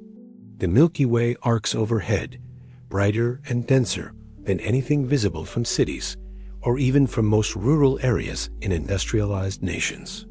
Constellations wheel through their ancient circuits. The Southern Cross marks directions. The moon rises full and luminous, turning the forest into a landscape of silver and shadow. For peoples without electric light, without light pollution, the night sky is not a distant abstraction, but an immediate presence, a clock, a calendar, a map, and a mythology all at once. Pre-Columbian Amazonian societies paid attention to the heavens. Evidence accumulates that their monumental earthworks were not randomly placed, but deliberately aligned to astronomical phenomena. In the state of Amapá, in northern Brazil, researchers have documented a stone circle, a rare example of Amazonian stone architecture, consisting of granite megaliths arranged in a ring approximately 30 meters in diameter. The site, known as Rego Grande, dates to roughly 500 to 1000 CE. The stones align to the winter solstice sunset. On December 21st, the sun sets directly between two of the largest megaliths, creating a dramatic visual marker of the year's shortest day. Such alignments are unlikely to be accidental. The precision required to position multi-ton stones to capture solstice events implies intentional astronomical observation and monumental commemoration of that observation. Similar patterns appear in the geometric earthworks. Some of the circular and rectangular geoglyphs discovered in Acre-show orientations, consistent with solstice or equinox alignments. While not all features can be conclusively tied to astronomy, some alignments may be coincidental. The statistical clustering of certain orientations suggests deliberate design. What was the purpose of these astronomical alignments? One possibility is practical agricultural calendars.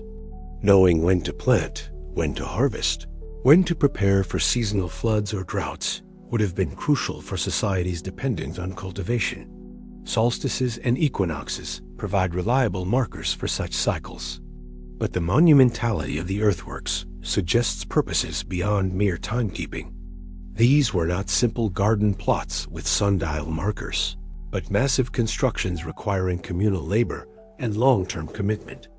They were statements about knowledge, power, and the connection between terrestrial and celestial realms. Imagine standing in the center of a circular earthwork at dawn on the summer solstice, watching the sun rise precisely through an opening in the eastern embankment. The effect would be dramatic, transformative, a moment when human construction and cosmic motion align, when the border between earth and sky seems permeable. Such experiences create social power. The individuals or groups who possess astronomical knowledge, who can predict celestial events and demonstrate their connection to cosmic order, accrue authority. Priesthoods, astronomical specialists, and ruling elites often base their legitimacy on claims to understand and mediate between human and divine realms. Amazonian astronomical monuments may have served similar functions as observatories, yes, but also as theaters of power, where elite knowledge was performed and social hierarchies reinforced through ritual. Indigenous astronomical knowledge in the Amazon is sophisticated and low-standing. Contemporary indigenous groups recognize constellations invisible to Western astronomy, dark constellations formed not by bright stars, but by the dark nebulae that block starlight in the Milky Way. These include animals like the jaguar, the snake, and the rhea, visible as dark shapes against the glowing band of the galaxy. Such observations require deep familiarity with the night sky, accumulated over generations. The knowledge is not accidental, but cultivated, passed through oral tradition with precision that sometimes astonishes Western observers.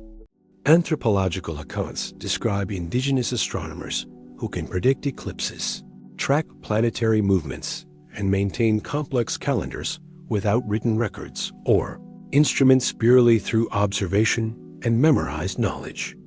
If contemporary indigenous groups possess such sophistication, it is reasonable to assume their pre-Columbian ancestors did as well, perhaps to even greater degrees in societies with more elaborate monumental programs. The concept of sky cities emerges not as literal urban centers floating in the atmosphere, but as earthbound settlements whose architecture was oriented toward and defined by celestial patterns.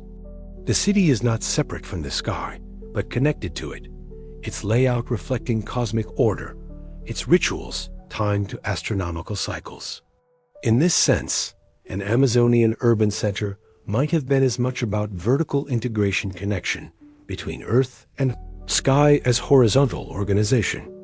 The monumental earthworks served as anchors, points where human presence registered on a scale visible to the cosmos, where the patterns of settlement mirrored the patterns of stars.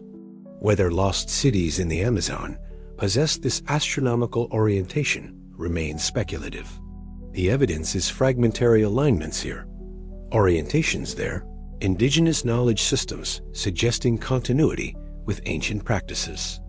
but the possibility resonates with patterns seen globally. From Stonehenge to the pyramids of Giza to the temple complexes of Angkor, human civilizations have consistently sought to embed astronomical knowledge in their most significant structures. The Amazon, if it supported urban civilizations, would likely have followed similar impulses. The stars were there, brilliant and inescapable. The solstices arrived with predictable regularity, and the societies capable of building massive earthworks and managing complex agricultural systems certainly possessed the knowledge and motivation to align their constructions with celestial patterns. The forest conceals these connections now, but above the canopy the stars continue their ancient paths, indifferent to whether anyone below is watching. Unchanged since the time when Amazonian cities, if they existed, oriented their plazas and earthworks to capture the moments when earth and sky aligned. Not all alignments are meaningful. Not all patterns are intentional. This is the skeptical refrain, and it deserves serious consideration. Human beings are pattern recognition engines, evolved to detect order in noise, to perceive intention in randomness. This cognitive tendency serves survival, but can mislead interpretation, especially in archaeology. When examining ancient structures for astronomical alignments, skeptics point out a fundamental statistical problem. With enough measured angles and enough potential celestial events, some correspondences will occur by chance alone. The solstices, equinoxes, lunar standstills, heliacal risings of significant stars, these provide dozens of potential astronomical events. An earthwork with 4 cardinal orientations, multiple internal features, and various sight lines offers dozens of measurable angles. Combine these, and the probability of finding at least a few coincidental alignments becomes substantial, even if the builders had no astronomical intent whatsoever. This is the shotgun effect. Fire enough statistical shots, and some will hit targets purely by accident. Responsible archaeoastronomy attempts to control for this through rigorous statistical analysis, comparing the observed distributions of alignments against what would be expected from random orientations. Only if the astronomical alignments occur significantly more often than chance predicts can they be considered evidence of intentional design. Applying these standards to Amazonian earthworks yields mixed results. Some sites show statistically significant clustering of solstice or equinox alignments. Others do not. The picture is messy, contested, and incomplete, precisely what one would expect from a phenomenon that is real but not universal, practiced by some societies or in some contexts but not others. Skeptics also caution against retrojecting modern astronomical interests onto ancient peoples. Just because contemporary cultures find solstice alignments significant doesn't mean pre-Columbian Amazonians did. Different societies prioritize different celestial phenomena based on their cosmologies, subsistence strategies, and cultural values. Moreover, alignments that seem precise from certain perspectives may be coincidental from others. An earthwork oriented to the solstice sunset when viewed from its center might have been designed based entirely on landscape features, with the astronomical correspondence unintended. Disentangling these possibilities requires multiple lines of evidence alignments combined with iconographic data, ethnohistorical accounts, or direct continuities with contemporary indigenous astronomical practices. For many Amazonian sites, such supporting evidence is absent. The earthworks stand mute, their orientations measurable, but their meanings uncertain. Critics of the astronomical monuments' interpretation also note that ceremonial functions and astronomical functions are not mutually exclusive or even necessarily related. A structure could serve ritual purposes tied to agricultural cycles or social organization without any sophisticated astronomical knowledge informing its design. The geometric precision of many earthworks might reflect aesthetic preferences or engineering logic rather than celestial mapping. Circles and squares are geometrically simple forms, likely to emerge in monumental construction across cultures for purely practical reasons: ease of measurement, symbolic resonance of perfect shapes, structural stability. Even the geoglyphs' orientations to cardinal directions might result from landscape navigation using north-south or east-west as organizing principles for spatial layout rather than astronomical observation. This skeptical stance doesn't deny that pre-Columbian Amazonians observed the sky or incorporated celestial events into their cosmologies. It simply questions whether the earthworks should be interpreted primarily as astronomical monuments. The debate remains unresolved and may never be fully settled. Archaeological interpretation always involves inference beyond direct evidence, and competing inferences can explain the same data. What can be said with confidence is that some Amazonian earthworks show non-random orientations consistent with astronomical alignments, that indigenous astronomical knowledge was and remains sophisticated, and that many human societies have encoded celestial observations in monumental architecture. Whether these general truths apply specifically to Amazonian geoglyphs and settlement patterns requires more research, better dating, and hopefully discovery of sites with clearer contextual evidence linking architectural orientations to astronomical practices. The skeptical position serves a crucial function preventing over-interpretation, demanding rigor, insisting that evidence meet high standards before extraordinary claims are accepted. It is the necessary counterweight to enthusiasm, the brake on runaway speculation. Yet skepticism can also become dogma if it refuses to engage seriously with accumulating evidence that challenges established paradigms. The question is not whether some alignments might be coincidental, they certainly are, but whether the overall pattern suggests intentional astronomical orientation in at least some contexts. That remains the frontier of debate, where data and interpretation meet, where alignments might be connections or coincidences, where the ancient builder's intentions remain obscured by time and the forest's green amnesia. His name was Raoni, and he was the keeper of knowledge for his people, a role Europeans might call shaman, though the word carried different weight in his own language. The anthropologist had come to the village with questions about the sky. She had heard rumors that the elders maintained detailed astronomical knowledge, passed through generations without writing, without instruments, and she wanted to document it before it was lost. Raoni agreed to speak with her, though he wondered what could be documented of knowledge that lived, not in words alone, but in the rhythm of seasons. The rise of specific stars, the way moonlight fell on the river at particular times. They met in the evening, as the sun settled into the canopy and the first stars emerged. The anthropologist spread paper and pen before him, ready to take notes. "Show me what you see," she said, gesturing upward. Raoni smiled slightly. "I see ancestors. I see animals. I see the map of time." He began to point, naming constellations. Some were familiar to the anthropologist: the Southern Cross, Orion's belt visible near the horizon. But others were foreign, invisible to her Western training.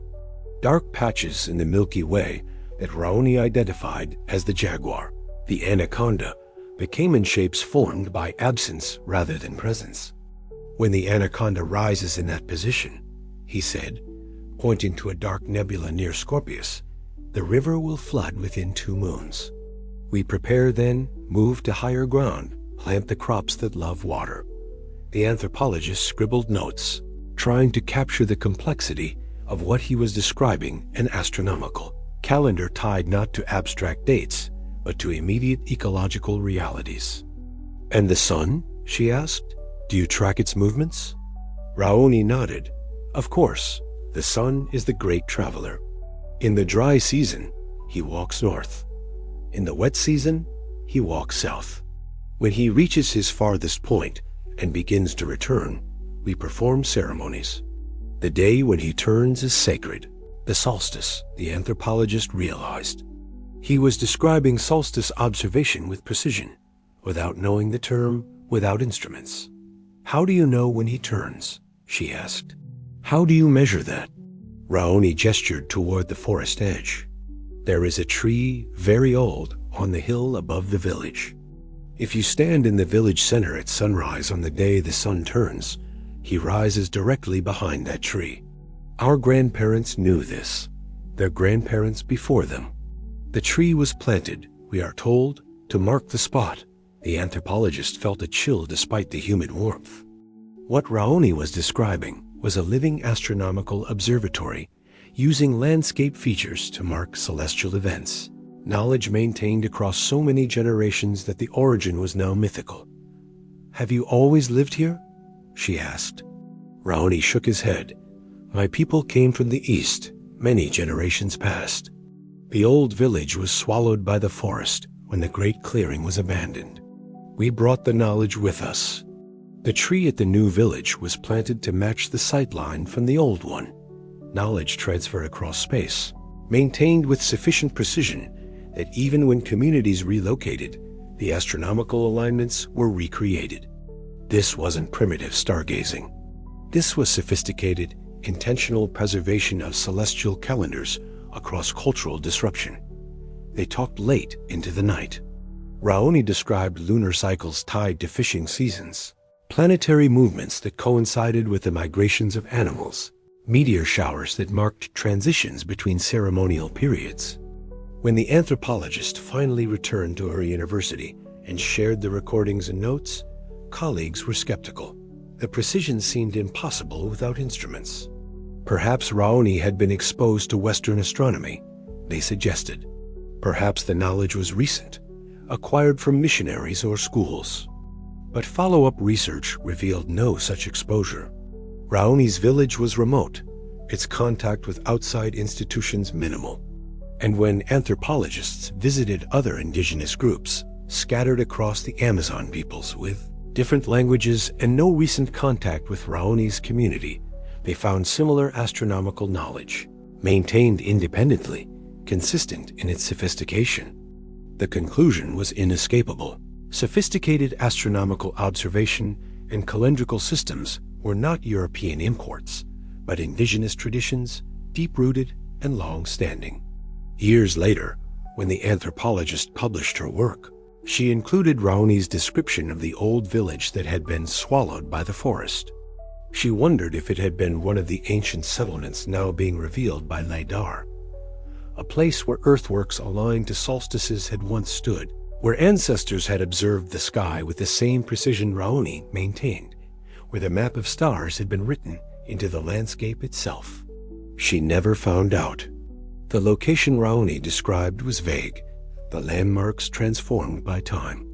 But the knowledge persisted, carried forward in memory and practice, a thread connecting present to past across centuries of change. Raoni himself passed away before the full implications of his testimony could be explored. But his words recorded on tape and transcribed to paper remained testimony that the Amazons, indigenous peoples, had never stopped watching the sky, never lost the astronomical sophistication their ancestors had developed, never forgotten that the earth and the stars moved together in patterns that required both to be read. The forest once held giants. Not so long ago, a mere 12,000 years before present, the Amazon and surrounding regions were populated by creatures that seem mythical to modern eyes. Ground sloths the size of elephants lumbered through the understory. Glyptodonts, armored mammals resembling Volkswagen-sized armadillos, grazed in the more open areas. Saber-toothed cats prowled. Enormous caimans, far larger than their modern descendants, lurked in the rivers. This was the Pleistocene megafauna, a bestiary of oversized mammals and reptiles that dominated South American ecosystems until their relatively sudden disappearance around 10,000 BCE. The cause of their extinction remains debated.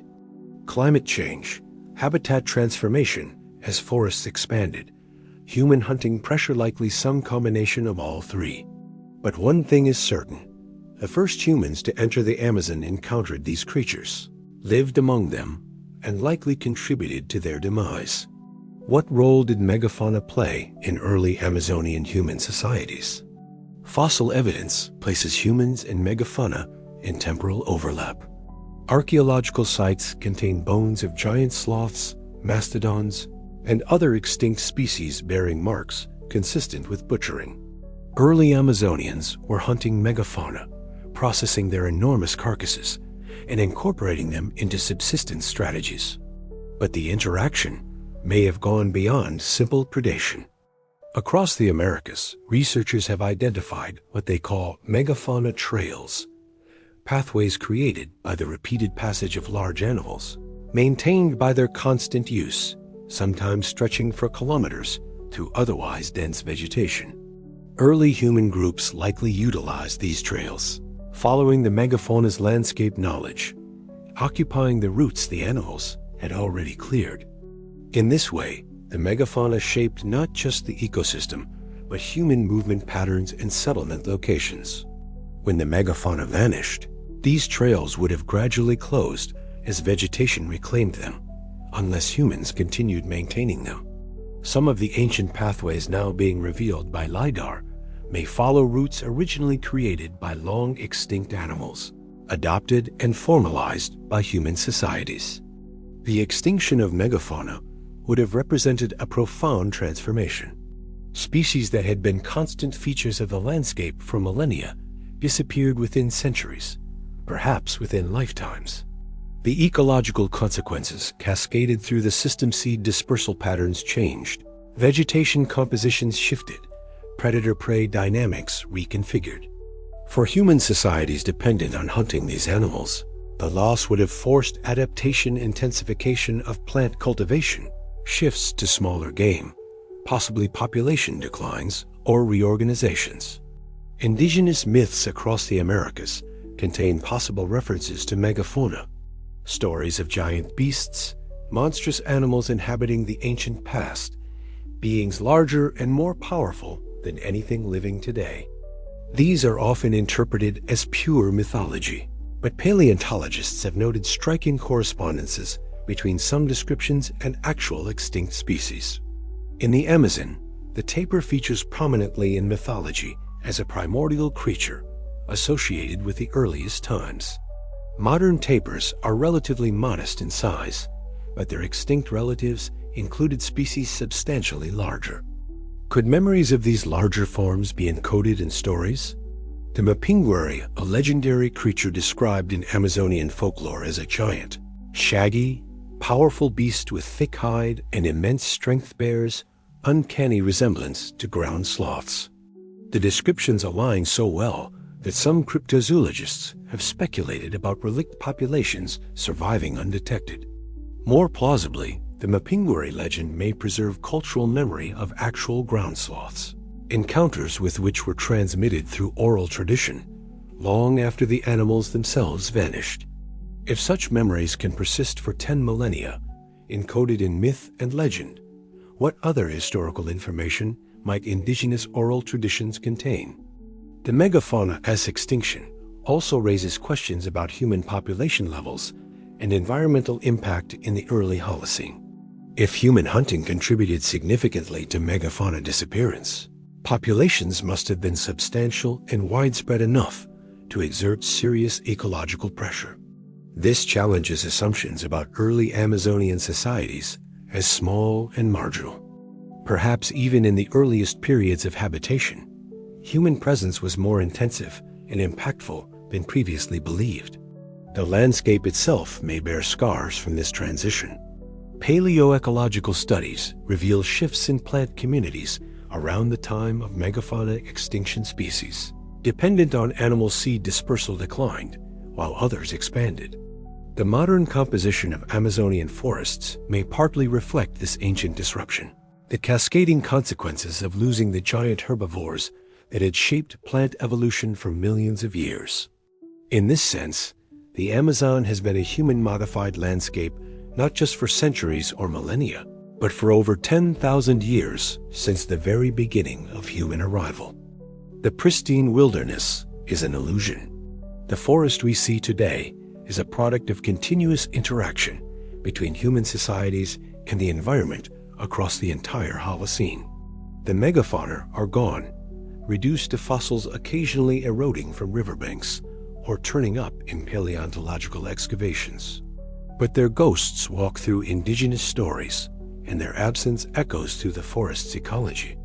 If we seek to understand Amazonian human history, we must account for this deep time, for the earliest chapters when human and cow megafauna shared the landscape, for the transformation when the giants vanished, and for the long aftermath when human societies adapted to their absence and gradually became the dominant force shaping the forest.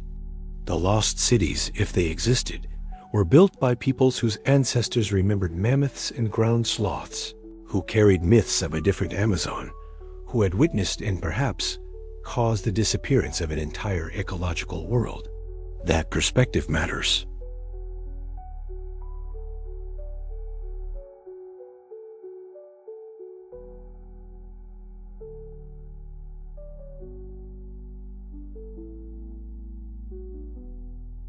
The revelation emerged gradually, piece by piece, until the accumulated weight of evidence forced a conceptual revolution. The Amazon is not natural. Or rather, it is natural, but not pristine, not untouched, not the timeless wilderness of popular imagination. It is, in significant part, a cultural artifact shaped, managed, and engineered by human societies across thousands of years. This is the garden civilization hypothesis, and it fundamentally reorients how we understand pre-Columbian Amazonian societies. The first clue came from botanical studies. Researchers noticed that certain tree species useful to humans, Brazil nut, cacao, various palms, fruit-bearing trees occur in the Amazon at densities and distributions that don't match natural ecological patterns. They cluster around known archaeological sites. They appear along ancient trails and waterways. Their genetic diversity shows signs of human selection. These are not random forests. They are orchards, groves planted and tended by peoples who shaped the forest to produce resources they valued. Terra preta, as noted earlier, demonstrate intensive soil management, but they also show deliberate cultivation of useful plant species.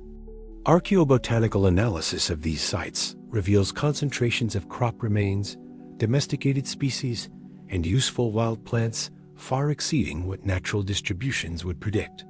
The implication is that pre-Columbian societies didn't simply extract resources from the forest, they actively managed it, creating zones of intensive cultivation, semi-domesticated stands of useful trees, and landscapes mosaic-like in their mixture of wild and managed areas. Charles Clement, a botanist who has spent decades studying Amazonian plant domestication, estimates that as many as 12% of the Amazon tree species show evidence of human influence, either through full domestication or semi-management that selected for traits like larger fruits, denser growth, or pest resistance. 12% may sound modest, but in a forest containing thousands of tree species, it represents millions of individual trees shaped by human choice. The Amazon's botanical composition is to a significant degree anthropogenic. This management strategy makes sense in a forest environment where navigating to specific resource patches is difficult. Rather than constantly searching for scattered wild resources, pre-Columbian peoples brought useful species to them, creating resource-rich zones around settlements, along trails, and near rivers. Over centuries or millennia, this practice transformed the forest. The Amazon became, in effect, a patchwork of wild areas and managed groves so thoroughly integrated that distinguishing between them is difficult without detailed botanical and genetic analysis. Geographer William Denevan has argued that this represents a fundamentally different mode of land use than the intensive agriculture practiced in temperate zones or the Andes. Rather than clearing forests to create fields, Amazonian societies worked within the forest structure, subtly altering species compositions and densities to enhance productivity without wholesale habitat destruction. He calls this forest management civilization, societies that achieved complexity and supported substantial populations, not through agriculture, conventionally defined, but through sophisticated exploitation and manipulation of forest ecosystems. The evidence extends beyond tree species. Raised earthworks in the Llanos de Mojos serve dual purposes, creating dry ground for habitation, earrings, floods, and channeling water for fish farming. The mounds were not merely defensive or ceremonial, but integral to subsistence strategies that combined aquaculture, flood recession agriculture, and forest management. Similarly, the geoglyphs may have had practical agricultural functions alongside any ceremonial roles. The ditches could have channeled water. The embankments created microclimates suitable for specific crops.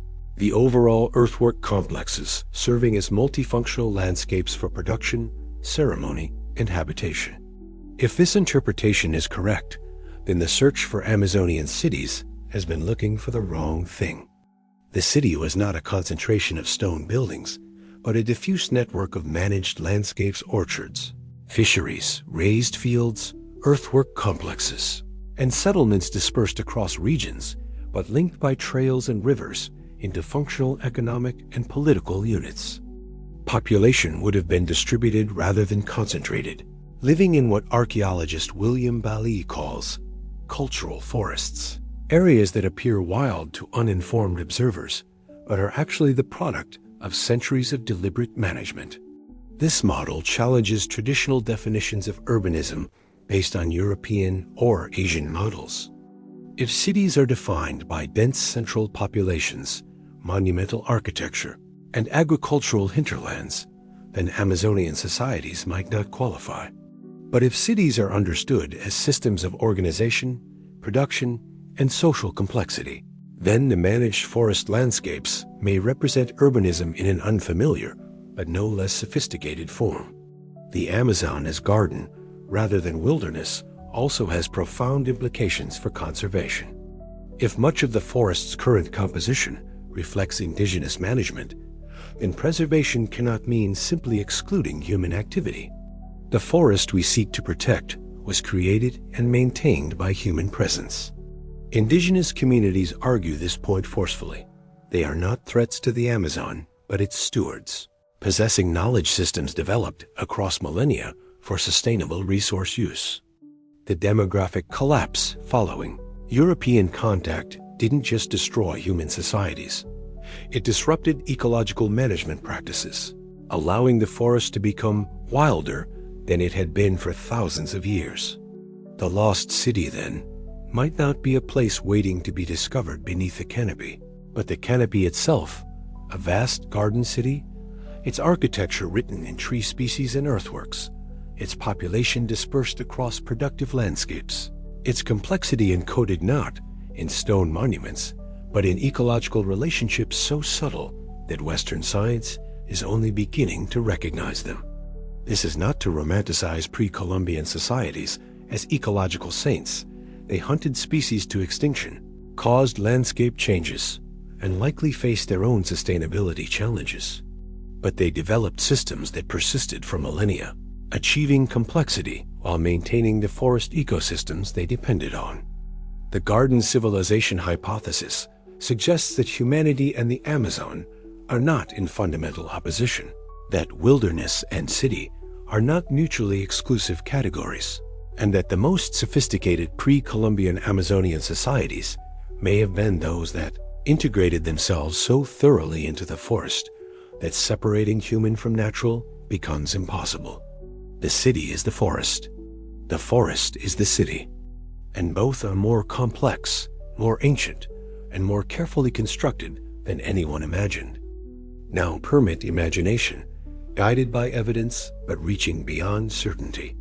Picture an Amazonian city at its height, not in the European sense of stone and mortar, but in forms adapted to forest, flood, and tropical abundance.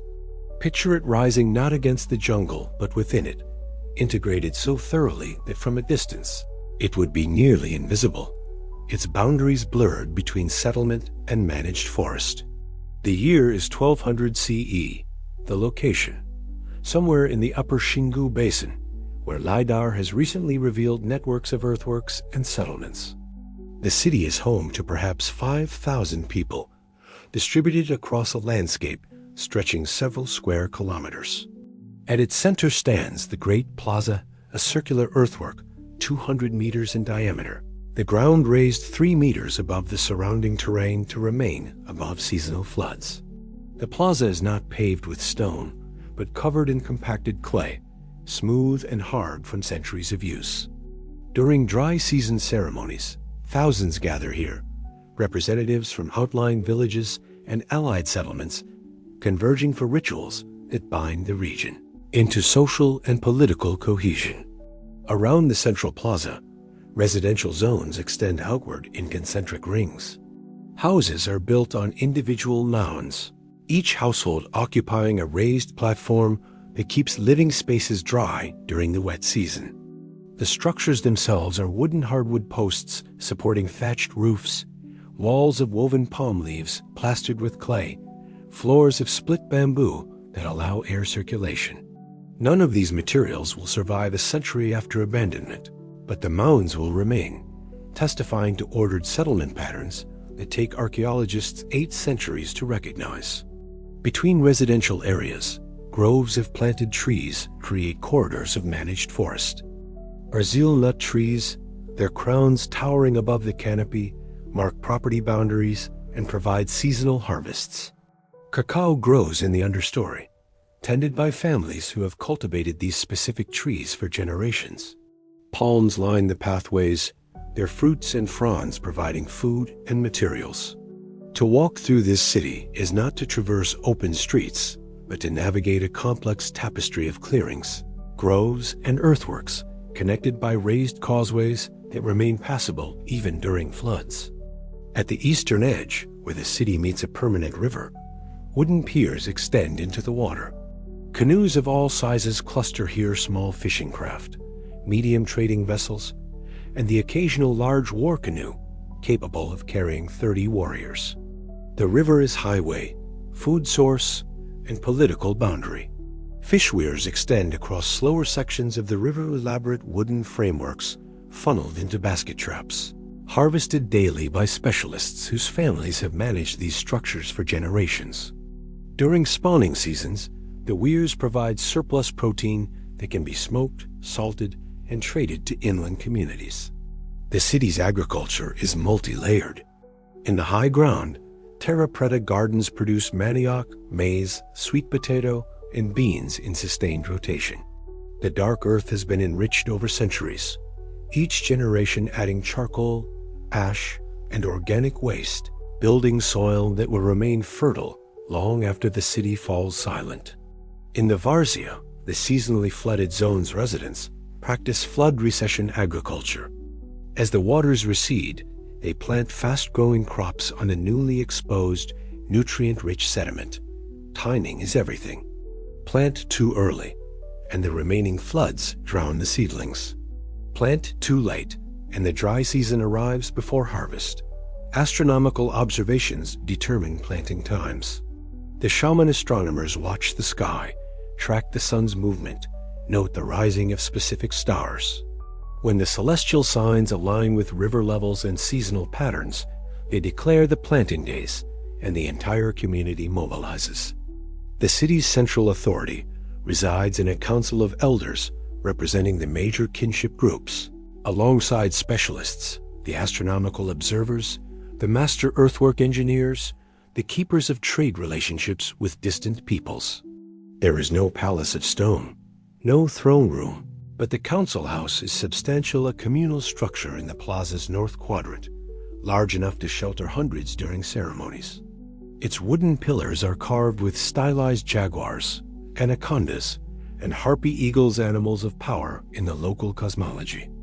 Political power manifests not through monuments, but through redistribution of resources, control of ritual knowledge, and coordination of collective projects. When a new earthwork must be built, a causeway extended, the mound raised for a new residential area, the council authorizes it, and labor is mobilized through obligations of kinship and reciprocity. The city trades extensively. Riverine highways connect it to networks stretching hundreds of kilometers. Canoes arrive carrying stone axes from the Brazilian shield, exotic feathers from western Amazon bird species, shells from the distant coast. The city exports pottery its artisans renowned for intricate geometric designs, smoked fish, and processed manioc flour. Cultural influence radiates outward. The architectural style circular plazas, radial organization, astronomical alignments appears in settlements across the region, smaller versions of the metropolitan template. War is rare, but not unknown. Neighboring chiefdoms sometimes contest resources or attempt to dominate trade routes. Wooden palisades can be erected quickly around key areas when threats emerge. The war canoes launch, warriors bearing wooden clubs and spear throwers, bodies painted with geometric patterns that identify lineages and achievements. But more often, conflicts are resolved through elaborate ceremonies, competitive feasting, and arranged marriages that bind potential rivals into alliance networks. This is a city without writing, without wheel, without metal tools beyond a few traded copper ornaments. Yet it is sophisticated, managing complex ecosystems, maintaining astronomical calendars, coordinating regional networks, supporting specialist craftspeople, and part-time religious specialists. A child born here learns to read the forest, to recognize hundreds of plant species, to navigate by stars and river landmarks. They learn the stories encoding their people's history, the relationships binding their lineage to others, the rituals maintaining cosmic and social order. They grow up understanding that the world is layered, the earthly realm they inhabit, the sky realm of celestial spirits, and the underground realm of ancestral beings. The earthworks where they live are not merely practical but sacred, marking the center of the cosmos, the point where the layers meet and can be traversed by those with proper knowledge. This is the city that might have been constructed from fragments of evidence and parallels with documented indigenous societies. It may bear little resemblance to what actually existed. Archaeology provides outlines, not details, shadows rather than full forms. But something like this, sophisticated in its ecological integration, complex in its social organization, ephemeral in its materials, could have existed in the Amazon before European contact. And if it did, its disappearance would have been near total, leaving behind only earthworks, pottery shards, and the dark soil that testifies to generations of habitation.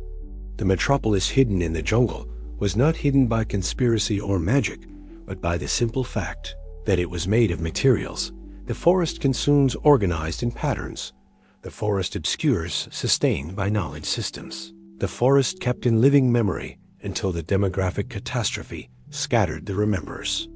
Picture it at sunset, smoke from cooking fires drifting through the canopy, children playing in the plaza, elders discussing the stars beginning to emerge overhead, the river flowing past, carrying canoes and commerce. Picture it alive, human, complex. Then picture it abandoned, the forest returning, the wooden buildings collapsing, the trails disappearing, the planted groves slowly reverting to wild forest, the earthworks softening under centuries of rain and root growth. The city was real. Then it was memory. Then it was myth. And finally, in the absence of believers, it became invisible, waiting for Lidar and careful archaeology to make it legible again.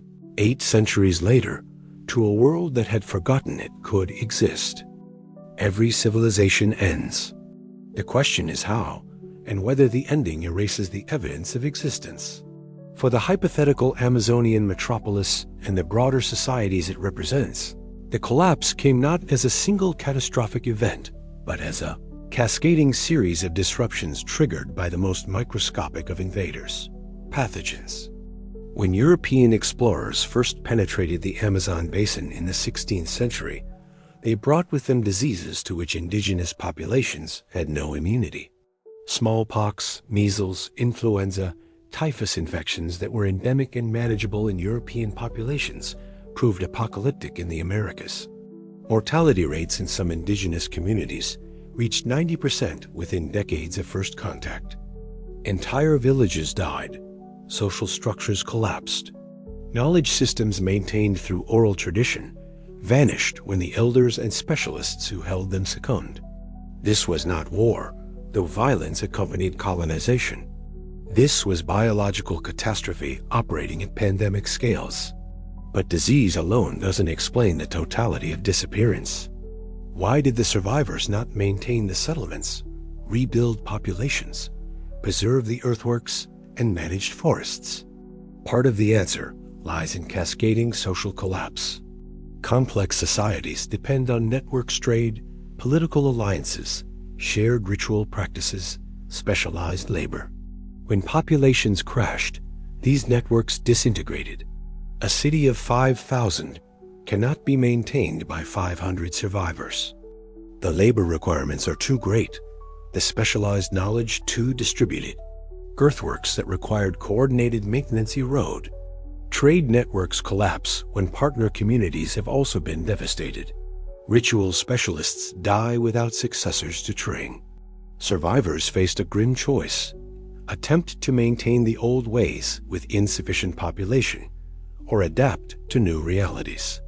Adaptation often meant abandoning large settlements for smaller, more mobile communities that could be sustained by reduced numbers.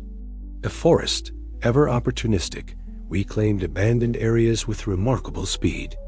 Within years, cleared plazas sprout vegetation. Within decades, young trees overtop abandoned structures. Within a century, mature forest conceals all but the largest earthworks. Climate may have played a role as well. Some paleoecological evidence suggests increased flooding and wetter conditions during the centuries following European contact, perhaps unrelated to the demographic collapse, or perhaps a feedback loop where reduced human management of water systems and forest composition contributed to hydrological changes.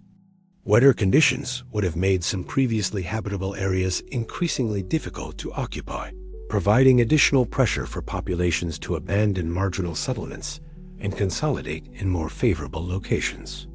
Another factor: cultural trauma and deliberate abandonment. Some anthropologists argue that indigenous groups sometimes abandoned plague-ravaged settlements not merely from necessity, but from belief that the sites were cursed or spiritually contaminated. Moving to new locations allowed symbolic rebirth, escape from places associated with mass death. If this pattern held in the Amazon, settlements might have been abandoned even when sufficient population survived to theoretically maintain them. The collective decision driven by ritual or psychological imperatives rather than pure pragmatism. The Spanish missions that entered the Amazon in the 17th and 18th centuries gathered indigenous survivors into concentrated settlements, reductions ostensibly for conversion and protection, but with the practical effect of further disrupting traditional settlement patterns and social organizations. Indigenous groups that remained independent often retreated deeper into the forest, avoiding the rivers where European and colonial presence concentrated. This meant abandoning precisely the areas where the largest pre-Columbian settlements had existed, the riverine zones where terra preta and earthworks cluster. By the 19th century, when scientific exploration of the Amazon began in earnest, the catastrophe was complete. The societies that had shaped the forest were gone or transformed beyond recognition. The earthworks lay concealed. The gardens had become wilderness. And the assumption that the Amazon had always been sparsely populated, culturally marginal, and ecologically pristine took hold precisely because observers were seeing a post-apocalyptic landscape, mistaking collapse for baseline. The lost cities weren't lost in the sense of being hidden by mystery. They were lost because the people who built them died, the knowledge of them faded, and the forest erased the physical evidence with a thoroughness that seemed complete until 21st century technology could see through it. Collapse in the Amazon left fewer monuments than collapse elsewhere. When Rome fell, the Colosseum remained. When the Maya classic period ended, the pyramids stood empty but visible. When Amazonian societies collapsed, they left earthworks that, while substantial, were easily overlooked and easily attributed to natural formations by observers who didn't expect to find them. The combination of material vulnerability, wooden architecture, earthen constructions and biological catastrophe epidemic disease producing, population collapse created conditions for near total obscurity. What survived was scattered. Oral traditions in fragmented form, botanical legacies in managed tree species, dark soil patches, and earthwork patterns invisible until aerial survey became possible. The collapse of Amazonian urbanism stands as one of the most complete erasures in human history, not because the societies were small or insignificant, but because the mode of collapse and the environment of collapse conspired to eliminate traces that, in other contexts, would have endured. And so the forest breathed over the ruins, patient and thorough, swallowing settlements and roads and plazas, transforming a cultural landscape back into wilderness, and keeping the secret so well that for centuries, the secret's very existence was doubted. Dawn returns, as it always has, as it always will. Mist rises from the canopy in those hours when night and day negotiate their boundary. The green waves stretch endlessly, breathing, living, concealing. An observer standing at the forest's edge, watching the light transform darkness into detail, might see only wilderness nature untouched, eternal, indifferent to human concerns. But beneath that appearance, layers of history rest. The terra preta waits in scattered patches, dark and fertile, testimony to generations who understood soil as something to be cultivated across centuries. The earthworks curve through the landscape, softened by time, but geometrically insistent, refusing to be entirely erased. The managed groves of Brazil, nut and cacao trees grow where they were planted by peoples whose names are lost, but whose intentions remain legible in botanical patterns. The forest remembers, if memory can be encoded in soil and shape and the distribution of species across space. The question that began this exploration, what if there's a lost city beneath the Amazon, has no single answer because the question itself contains assumptions that may be wrong. If a city means stone monuments, concentrated populations, and urban forms familiar from other civilizations, then perhaps no such city exists in the Amazon, or if it did, it left no traces sufficient for discovery. But if a city can be distributed, integrated with the forest, built from materials that decompose and return to, Earth-oriented toward sustainability rather than monumental permanence, then the Amazon may hold not one lost city, but dozens, hundreds, their patterns written in earthworks and ecology, visible to technologies that can strip away the concealing canopy and read the land's deeper grammar. The mainstream skeptics are not wrong to demand rigorous evidence, to caution against overinterpretation, to insist that absence of stone architecture is significant. But neither are they entirely correct in dismissing the possibility that sophisticated urban societies existed here, organized according to logics and priorities different from Eurasian civilizations. The truth, as it emerges from Lidar surveys and excavations and ethnohistorical research, lies between extremes. The Amazon was not culturally marginal, but neither was it home to stone metropolises. It hosted complex societies that modified landscapes, managed ecosystems, and achieved regional integration societies that modern archaeology is only beginning to understand. Percy Fawcett, for all his mystical speculations and tragic end, was correct in his fundamental intuition. Something had been missed, something significant lay hidden in the forest. His mistake was imagining it in familiar forms, rather than recognizing that Amazonian complexity might wear unfamiliar faces.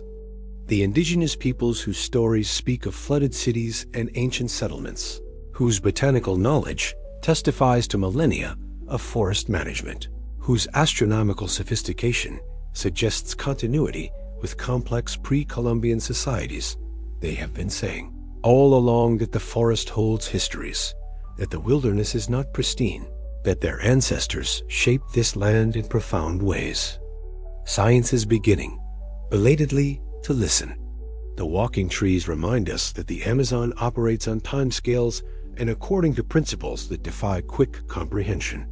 Discovery here requires patience, requires new ways of seeing, requires releasing assumptions about what cities must look like and what wilderness must mean. Perhaps the greatest service the search for lost Amazonian cities provides is not the discovery of any single site, but the broader reframing of human history in the tropics, the recognition that complexity, urbanism, and environmental modification are not the exclusive domain of temperate zones or arid regions, that the rainforest was never the barrier to civilization in seeing. The forest breathes over ruins we cannot yet see, over patterns we are learning to read, over histories encoded in forms more subtle than stone. Whether a metropolis existed in the precise sense Fawcett imagined remains uncertain. What is certain is that the Amazon was home to societies far more sophisticated than 20th century archaeology acknowledged, that these societies have stories worth recovering, and that the forest itself is an archive difficult to read, but increasingly legible. The city may not be lost.